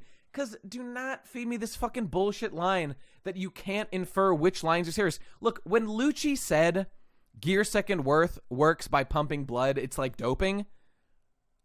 Like that, it's just true.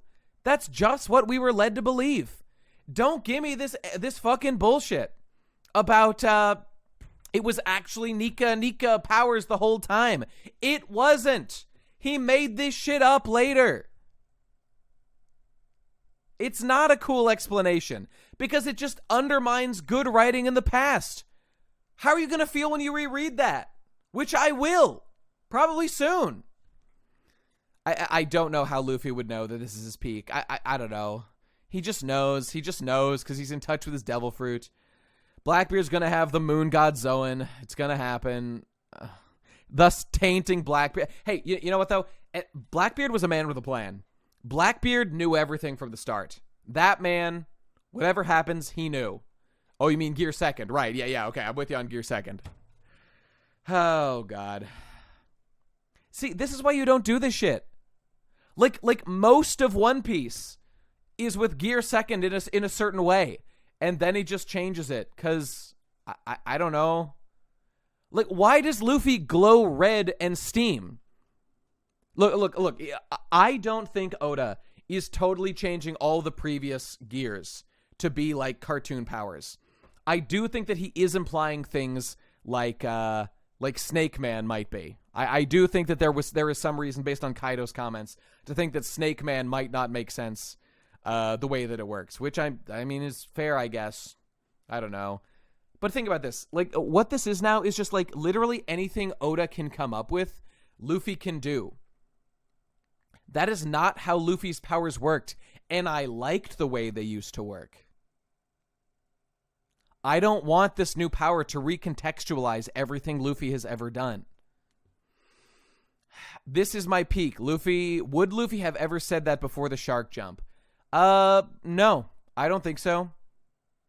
Literally, how would he know that? This is my peak? This is my peak. And we're not talking no Attack on Titan, Cart Titan. I don't think so. No, it doesn't explain Red Hawk. No. Why would this power give him fire powers? Don't do that. Don't just start recontextualizing everything. This is bad writing. All right, I gotta move on. We gotta wrap up. I'm getting to the end of my fucking rope here. Okay, all right. Okay, here we're at the end. We're at the end here. I've got my big overall point itemized. I think it's like 2 or 3. Okay, here we go. Here's Nate's big overall takeaway. This is the point to summarize everything, I think. Okay, here's my point. Guys, why do we like Luffy? Why have we liked Luffy up to this point? Reason 1, he's a silly boy with a fun personality, and we all love him for that. Me too, baby. Me too. Now that's a major reason, and what Oda's doing now is in keeping with that. It is. Besides the comment about imagination, he hasn't done anything super outrageous with this chapter, this new powers. Right, Tesla? But one of the problems is that it's making people recontextualize his other gear powers already. And I think some of that is already valid. And I mean, okay, like I guess Snake Man aside, like we don't want that. We don't want that. That's bad. So it's already doing credibility damage to his old powers. People will now wonder about this for the rest of time. Okay, so, but I mean, I agree. He has, like, I mean, I didn't even talk about, I didn't even mention one time how this just made him just so much stronger than Kaido suddenly. He just kicked his ass effortlessly. I didn't even mention that one time, which also is bad. He's like making Kaido look like a joke now. I don't like that. Remember when we still, like, things hadn't been so completely blown out of the water by these fucking lore changes and shit that we remembered that this is supposed to be like a challenging fight. Okay, it's true. Kaido still looks in fighting shape. He's not down for the count. He's still going. Okay, I do have hope that Oda's going to keep this like a tough fight or something. How, when he's fighting a literal god? I don't know, but okay, hopefully that'll happen. He caught him by surprise, I guess. Fine. 6-0 coming? Yeah, the raid's going to fail, bros. The raid's going to fail. How did Luffy get heal? I don't know. Is this Dragon Ball rules where when you get healed, you're just way stronger than you were before? I don't know. Okay. So Luffy's a silly boy. Why do we like Luffy? He's silly with a great personality. He's fun, easygoing. We all love him. Got it. We all agree on that. That's what this is happening right now. Okay.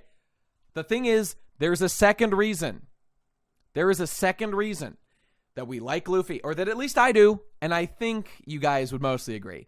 Luffy is a determined hero on a journey toward a goal, and following how he is achieving that step by step, technically, is fun.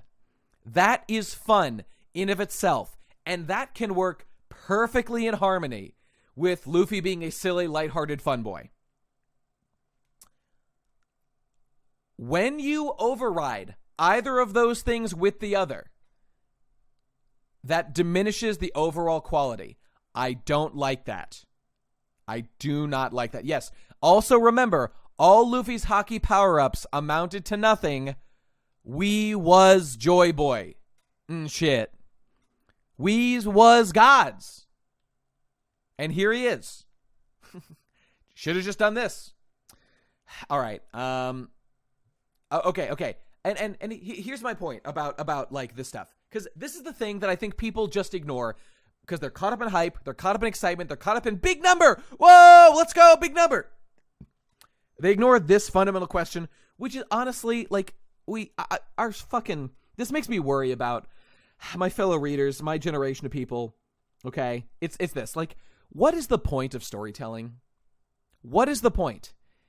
Is it to be a consumer to endlessly shovel placebo dopamine hits of big number into mouth, into stomach?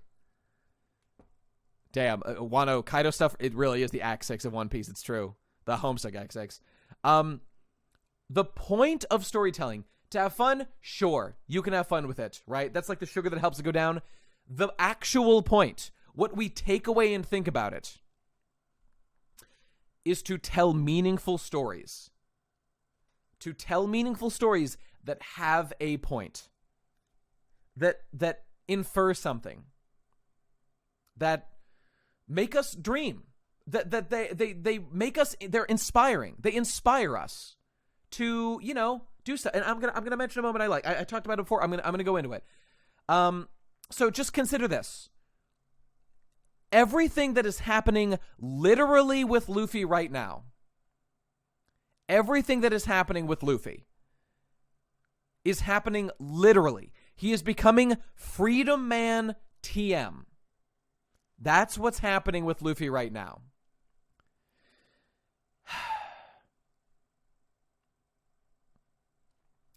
What's happening with Luffy now literally is what was done with Luffy allegorically the entire story up to this point.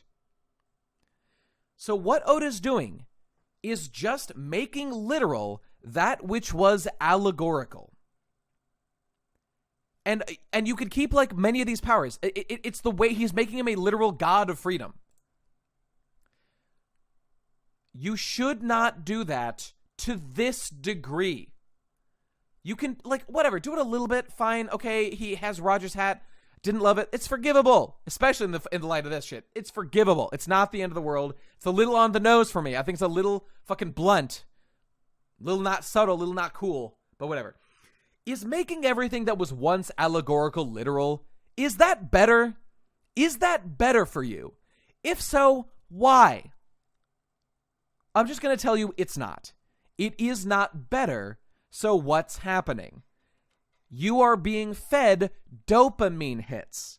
You are being given superfluous new developments in the story to trick you into thinking something meaningful is happening. That is what's happening. No, you're not dumb. You're not dumb. You do understand allegory. We all do. But for some reason, allegory is going out the fucking window. And I don't know why. Ship of Theseus? Hey, shit, man.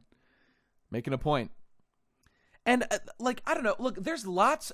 This is like, yeah. I mean, I enjoyed Toriko. Look, Toriko, for example, was like total filler nonsense. There was like extremely basic themes. Like One Piece has had way better themes throughout it. Toriko was just like, me get more power, power good. Me like get more power, eat thing, get stronger, good. Me go on quest to get new, like the themes of Toriko are like, get stronger, eat more food. No, and this was there from the beginning. There are like literally no deep themes to Toriko whatsoever other than be a strong boy, go on fun quests, acquire power, and, be a generally good person. Those are the themes of Toriko. Look, One Piece had way more going on. Inherited will, right? That's the big meme. Just that one. Freedom. Oh, my blue. Yeah, he had like 3. He had like a green Oni and a secret one too. He had like a third one. Oh my God. It had values of family. Okay, great. Yeah, fascinating. It did so much with that. Yeah, be as strong as you can. That's fine. Look, that's good, but it's simple. It's that One Piece had actual themes that, look, we didn't force Oda to go back to that will, to hit that shit over and over and over again about inherited will and how, he literally killed the chosen one, Roger and Ace. He killed them so that Luffy, the guy who happened to be the freedom boy, would be the one who wins in the end. Fucking Gold Roger with his atheism slash. Watch out, Luffy. Gold Roger has an atheism slash. That might kill you. Fucking atheism slash. I fucking love that shit. Oh, he's such a fedora tipping atheist. My man. So I don't know. But I don't even believe that Attack on Titan is ending on Sunday. I think it's going to keep going. Or that maybe they'll fucking announce a movie. I don't even know. You'll hear from me about it. A video will come in time, but it's just not done yet. We're not even close to done. Okay, but finishing up this point, it's that it's ending fucking Sunday in one episode. You've got to be kidding me. I mean, that's just definitely not true. Or maybe in 16 episodes. That'd be fine. Later, Lemon. Okay. So to finish this point. It's true. The only reason I'm mad is because I wanted Luffy to have the Hito no Mi model atheist. I'm seething. Go. I'm so mad. How dare they imply that God is real? Shit. Okay. What was I talking about here? I was talking about allegory. Oh, right. Oh, okay. Let me get to this point. Here's the thing. All right. Destiny cucks. Let me ask you a question. My Destiny incels, my Destiny manlets. Let me ask you this. What's your favorite moment in One Piece? What are the moments that you love the most? And why? You got to think about that. I'm not expecting answers now, but go think about it. Go think about it. I want to live. That's a good one.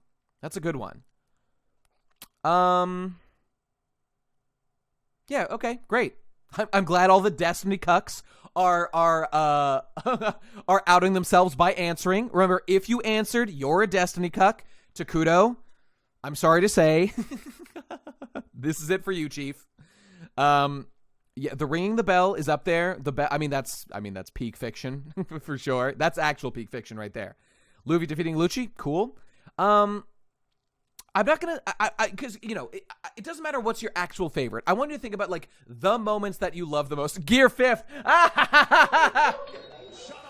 Shut up, bitch. I mean, you can have that opinion. It's not like the worst thing in the world, I guess, but I'm not for me. Katakuri's smiling. That's a good one.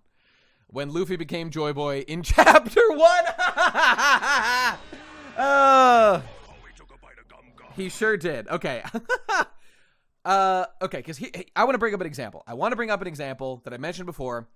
One of my favorite moments in the entire series is Luffy climbing Drum Island Mountain. It is one of the moments that has stuck with me. It was one of my, I would literally think about it when I went to the gym when I was young. That and like Dragon Ball Z fights, but honestly, I thought about One Piece more. One Piece was my thing. Luffy climbing the mountain, carrying Nami. Because she's sick, and it's his fault she's sick. He's the captain.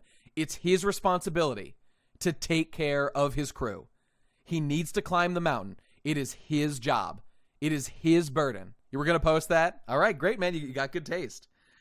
Luffy's in shorts. He climbs it, and he gets to the mountain, and he has to climb it hand over hand. He has to do it himself. Him being a rubber man didn't help him one bit climb that mountain. He was out of his depth. Him saving Ace. I mean, okay, that one's good. No, I mean, I much prefer him climbing Drum Island. That was an ultimate moment. Okay, did Luffy being Garp's grandson, did that help him climb that mountain?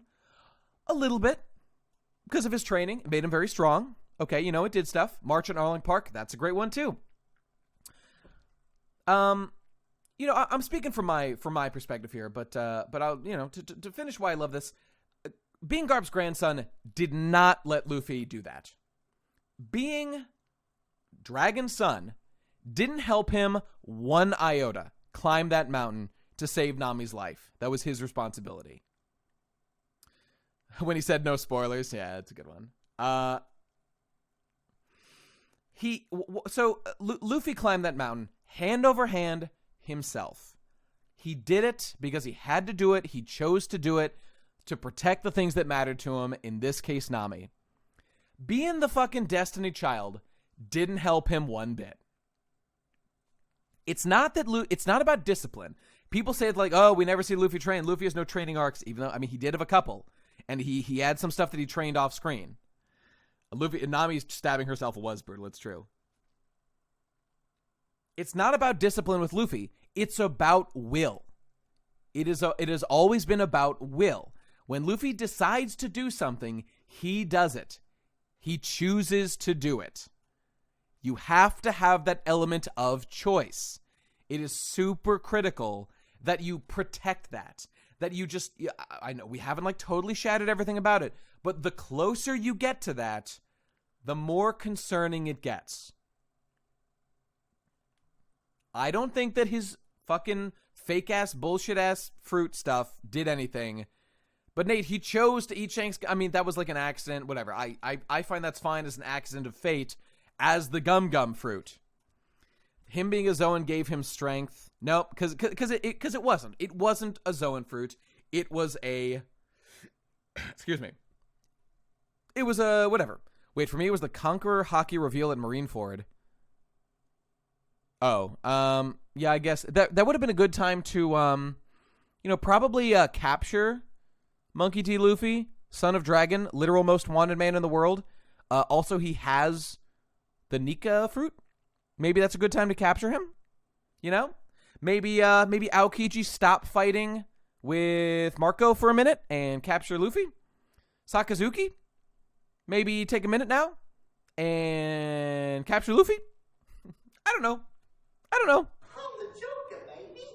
I see people saying OP is now ruined, and quite frankly, fuck you. Lol.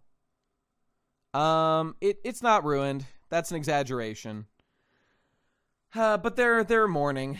They're grieving, which I get.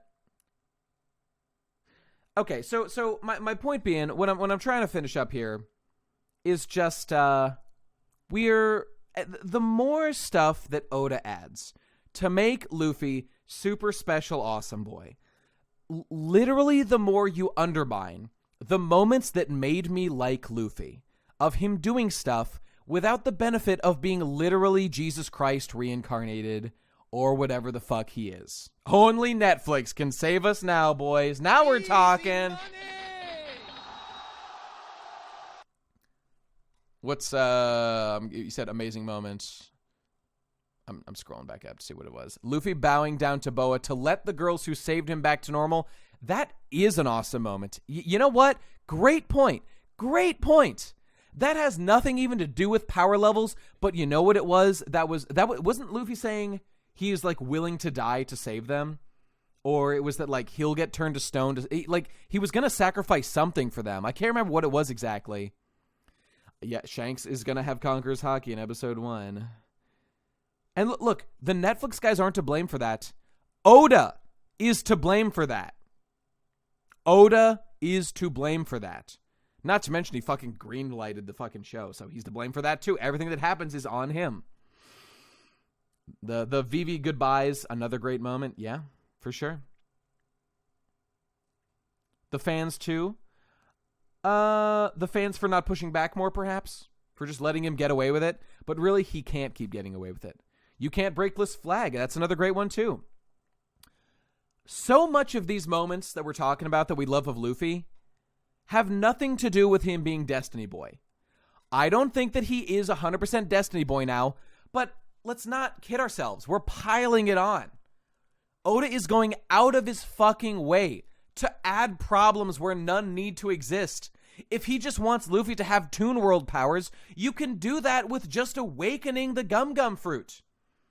So look, I want to end on, look, he is cutting against the themes of the story, not in a lethal, crippling way, but in ways I do not like.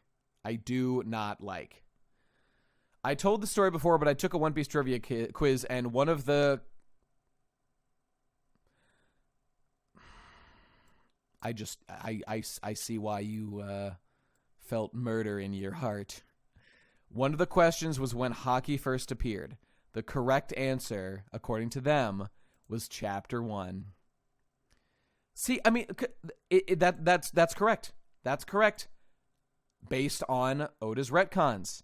And of course we're basing everything on Oda's retcons. Obviously we're doing that. What else can we do? That's depressing. And okay, whatever. I just want to end on this point, right? We're cutting against themes. Don't love it. Please stop, Oda. I have a fix. I just want to restate. There's a fix to all of this. I don't want anyone to take away from this that there was no way Nate would have hated anything. It's not true. There were so many ways to do this better.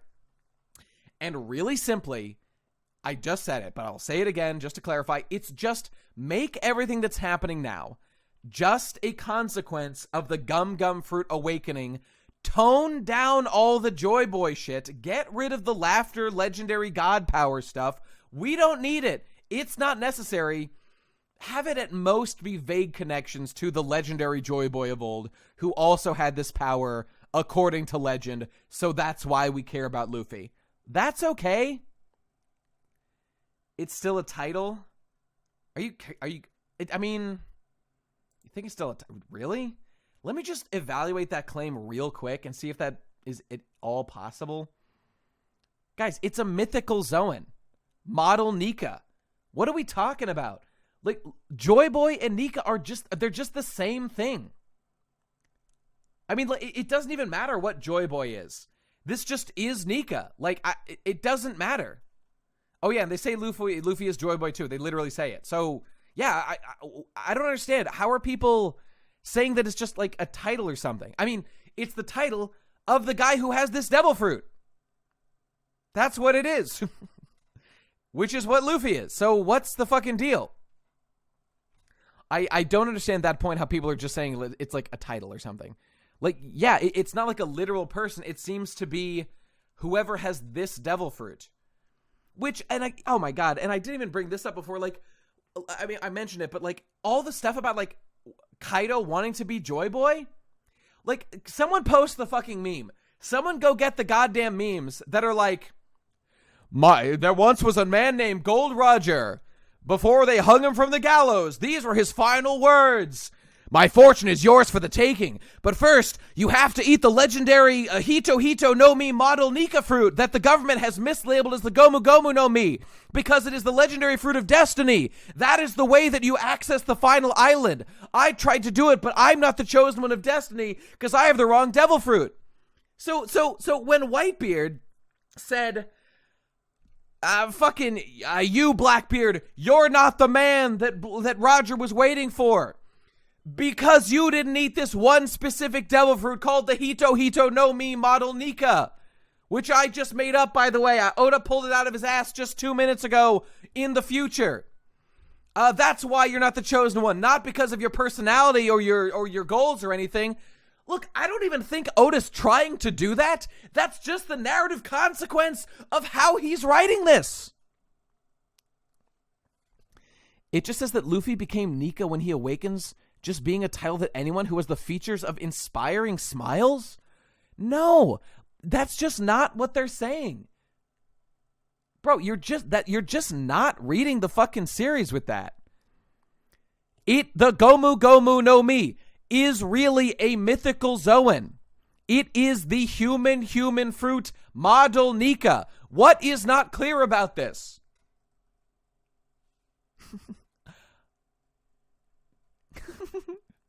My fortune, you can have it, but only if you've eaten the human fruit model Nika chosen by the god Nika. Oh, God. I know. You remember me complaining about fortune-telling stuff during Fishman Island, and look at us now. This is why I complained. People doubted me. They wondered why I complained. This is why. In the mad hopes that these concerns would not turn into this. Okay, we gotta read this. We gotta read this whole thing. Odin's writing in his journal, boys. Here we go. We had learned everything in the new chapter. We learned that the world government had always tried to get the Gomu Gomu no Mi, but they had not been able to do it in 800 years. We learned that the Gomu Gomu no Mi is actually a Zoan, Hito Hito no Mi, mythological model Nika. The world government knew about this fruit since chapter 1. Shanks told the world government about Luffy 130 chapters ago during the reverie, and they were still ordering CP9 to chase after Robin and not Luffy just 20 chapters ago. He laughed. We laughed as well, to the point where the tears started pouring out of our eyes. Goda, I wish I never started reading this manga. Oh, I don't like reading that part. That makes me sad. I'm not joking. That makes me sad. You left such an unbelievable treasure. What a funny story. Hey guys, how about we name this shonen everyone thought was special? Oh God. In the past 25 years, this chosen piece. Why? This made me... I don't like reading this, man. This isn't funny to me. Damn, that hit me like a fucking freight train. Look at the chosen piece and...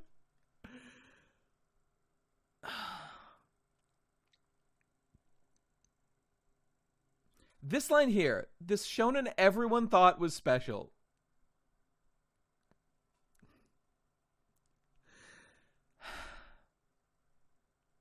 We really did.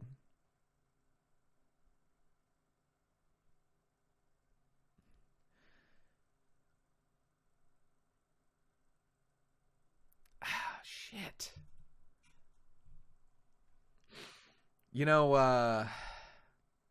Yesterday. Look, not everything's over. One Piece isn't ruined yet. It's not like that. It's not good though.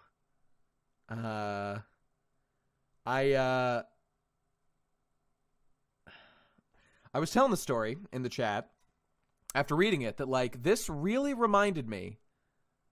I really was reminded of the last chapter that made me emotional in this way, which was the chapter where Ace died.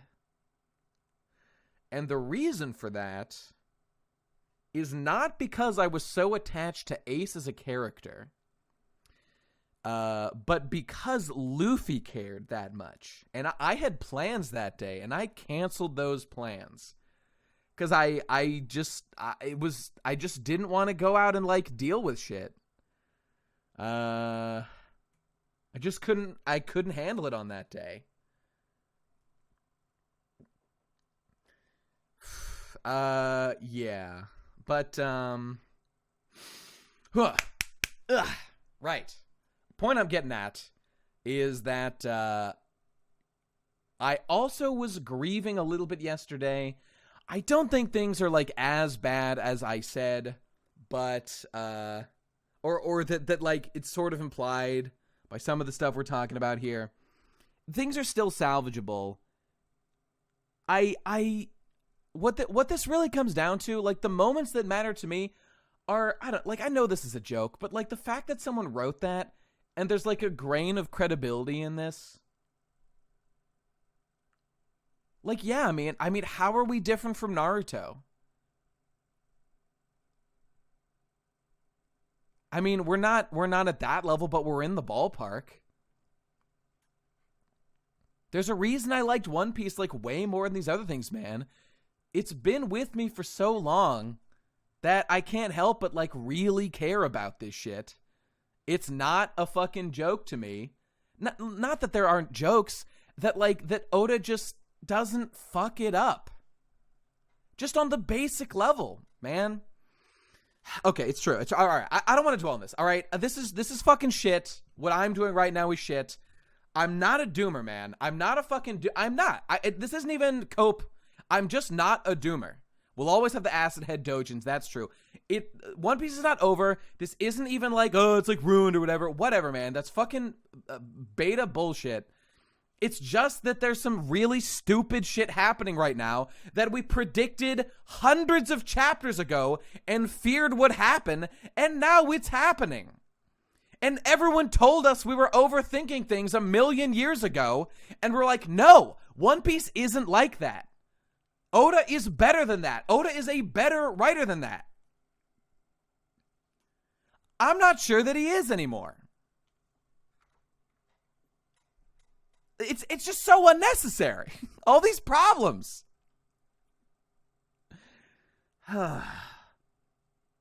Fucking, it's just, One Piece just so changed. There can be no denying it.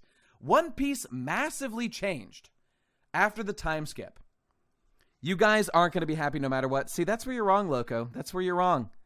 That's the easiest position for you to take. To just act as if none of these criticisms matter because no one would ever have been happy. That's a crazy point, and you should look inward as to why you come to that conclusion. I know you don't like hearing negative things. I don't blame you. But I don't know, man. It's just I just got standards, man, and a lot of the stuff that happened this chapter is not up to that standard, and I don't like the increasing presence of destiny, of fate. Not even because, like, I don't like them normally. I liked One Piece because it was just, like, not about that stuff. Well, Loco, I mean, if you've been watching the stream, we've talked about many ways. Like, basically everything could have still happened here. It just didn't require, like, the particular way that they did it. That's the point. So I'm not going to repeat all that stuff, but, like, just have it be the gum fruit. Like, there's no reason why the powers can't just be the gum fruit. I know you just got here, but, you know, I'm just saying we've covered this quite a bit. So that's cool, man. That's cool. I get it. You're catching up. Don't worry about it. I'll repeat this point one last time. But how do I fix it? This is unfixable. What has just happened here? It's not all bad. It didn't ruin One Piece. The problems Oda has introduced here, many of them are unfixable, However, there can be damage control on some of them. Luffy is now literally the god devil fruit guy. What if Nika was a fate? I mean, okay. When I'm then told that but we've predicted it wasn't the gum fruit for years. I'm not going to get back into this shit about how just it's obviously retarded. We just ate that world government propaganda, guys. All right. Let's end it on as positive a note as possible here. It's time to go. We're closing in on 4 hours here.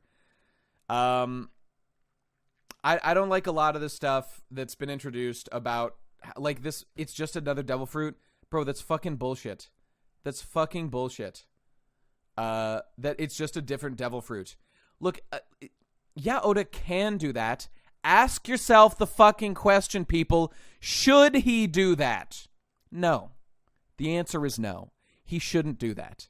We're too late in the game. This is fucking cringe.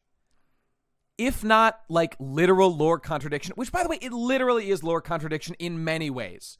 Many of which, like, as many of which as possible we talked about during this stream. It also just thematically is not what we want out of Luffy. In terms of it being a fucking god fruit. In terms of being silly boy fruit, that's fine. You can do all that. That's not my point, people. Come on. Why is this so hard to understand? All of what happened in 1044 is trash. See, I don't agree. I don't think it is all trash. Plus, base. Oh, right here, boys. This is what people are going to remember from this chapter right here. This is what people are going to remember. My based girl Hiyori. Filled with one last load from Orochi. One more for the road, boys. That's what I'm talking about. Hiyori was based. We are in postmodern peace. It was always postmodern peace. Luffy was always silly. No. That's cope. That's cope. But I'm just wrong. Obviously, everything I just said is wrong. This is obviously the chapter of the decade. I apologize for wasting your time with my literally incorrect assessment of things. That's fun. Nate, you love crying women because you like seeing women suffer. Well, you got me there. Wait, I gotta play my sound effect. Where is it? It's here somewhere. This is me. Oh god, where is it? Damn it, where the fuck? I know it's here somewhere. Hang on, I'm not leaving till I play it. It's here. Oh my god, I've got so many fucking sound groups. Where is it? Oh. And there's a guy that's a little bit bass. There it is. Yeah. This is Hiyori to Orochi every second of every day. I will eat your ass. I'll do it. I'll do it for any reason. 1776 will commence again. And it can't come sooner. Okay, people, we do need to see where Oda's going with this. We just don't know. Every single bit of thing that's happening here. Gear 6, get the fuck out of it. I mean, we peaked. We literally peaked. I'm trusting the plan. Press T, boys. Press T to trust the plan. I followed AOT my whole teenage life, and at the tail end was betrayed. Yeah, I mean, I think the betrayals in Attack on Titan, I think, are more egregious than the stuff we've seen so far. Like, what does this really harm? Like, this harms, like, well, I mean, actually, kind of similarly harms, like, the main character and, like, the things that we like about them. So that's not great. It doesn't affect, like, it does actually affect the plot in many ways, but not, like, the main lore that much, you know? Trust Goda, he has a damage control plan based. All right, boys, we're getting into paths territory. I gotta go. It's time to go. Thanks for being here, everybody. Thanks for listening. Oh, I hope I didn't bum you out too much. I don't want to bum anybody out, but I can't ignore the things that are right in front of my eyes, you know? I'm trying to be serious. I don't know. Do I maybe play it up, the negativity a little bit? I don't know. Like, some of it's kind of fun, you know? So I scream and I yell because I've awakened my Yeru no Mi. I'm awakening! Ah, it's happening again! Ah, I'm going angry boy! I am the angry boy! This is my awakening power! Ah! Ah!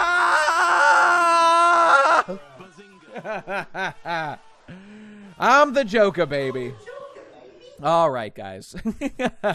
It's been fun. Awakened human model screamer. We're taking that clown pill. Oh, there's Michelle. She's not happy. Okay, gotta go. Wano lecture. We'll see, man. I don't know. Talk to you later, guys. Thanks for being here. And hey, go subscribe to fucking Talking Pirates, you motherfuckers. Click the TP down below the description. I'm putting it on screen one more time. Hey, you fucks. Go scroll down. Click this button right here. Go over to a goofy old place called youtube.com and get me my goddamn 1,000 subscribers. All right? Thank you. I appreciate that. Thank you very much. All right, I'm out of here, guys. Oh, do we get one last pledge? What was that? Where's that? Hang on. Where'd that come? Oh, one last sub. That scream did it. You see? You awaken your fruit. You get rewarded. Thanks, Jimbo Limbo. 369. Very based. All right, guys. Thanks for being here. I'll talk to you next time. Thanks, Vegeta. Appreciate the smile. Vegeta, there's a real joy boy right there. Okay. Talk to you later. Bye-bye.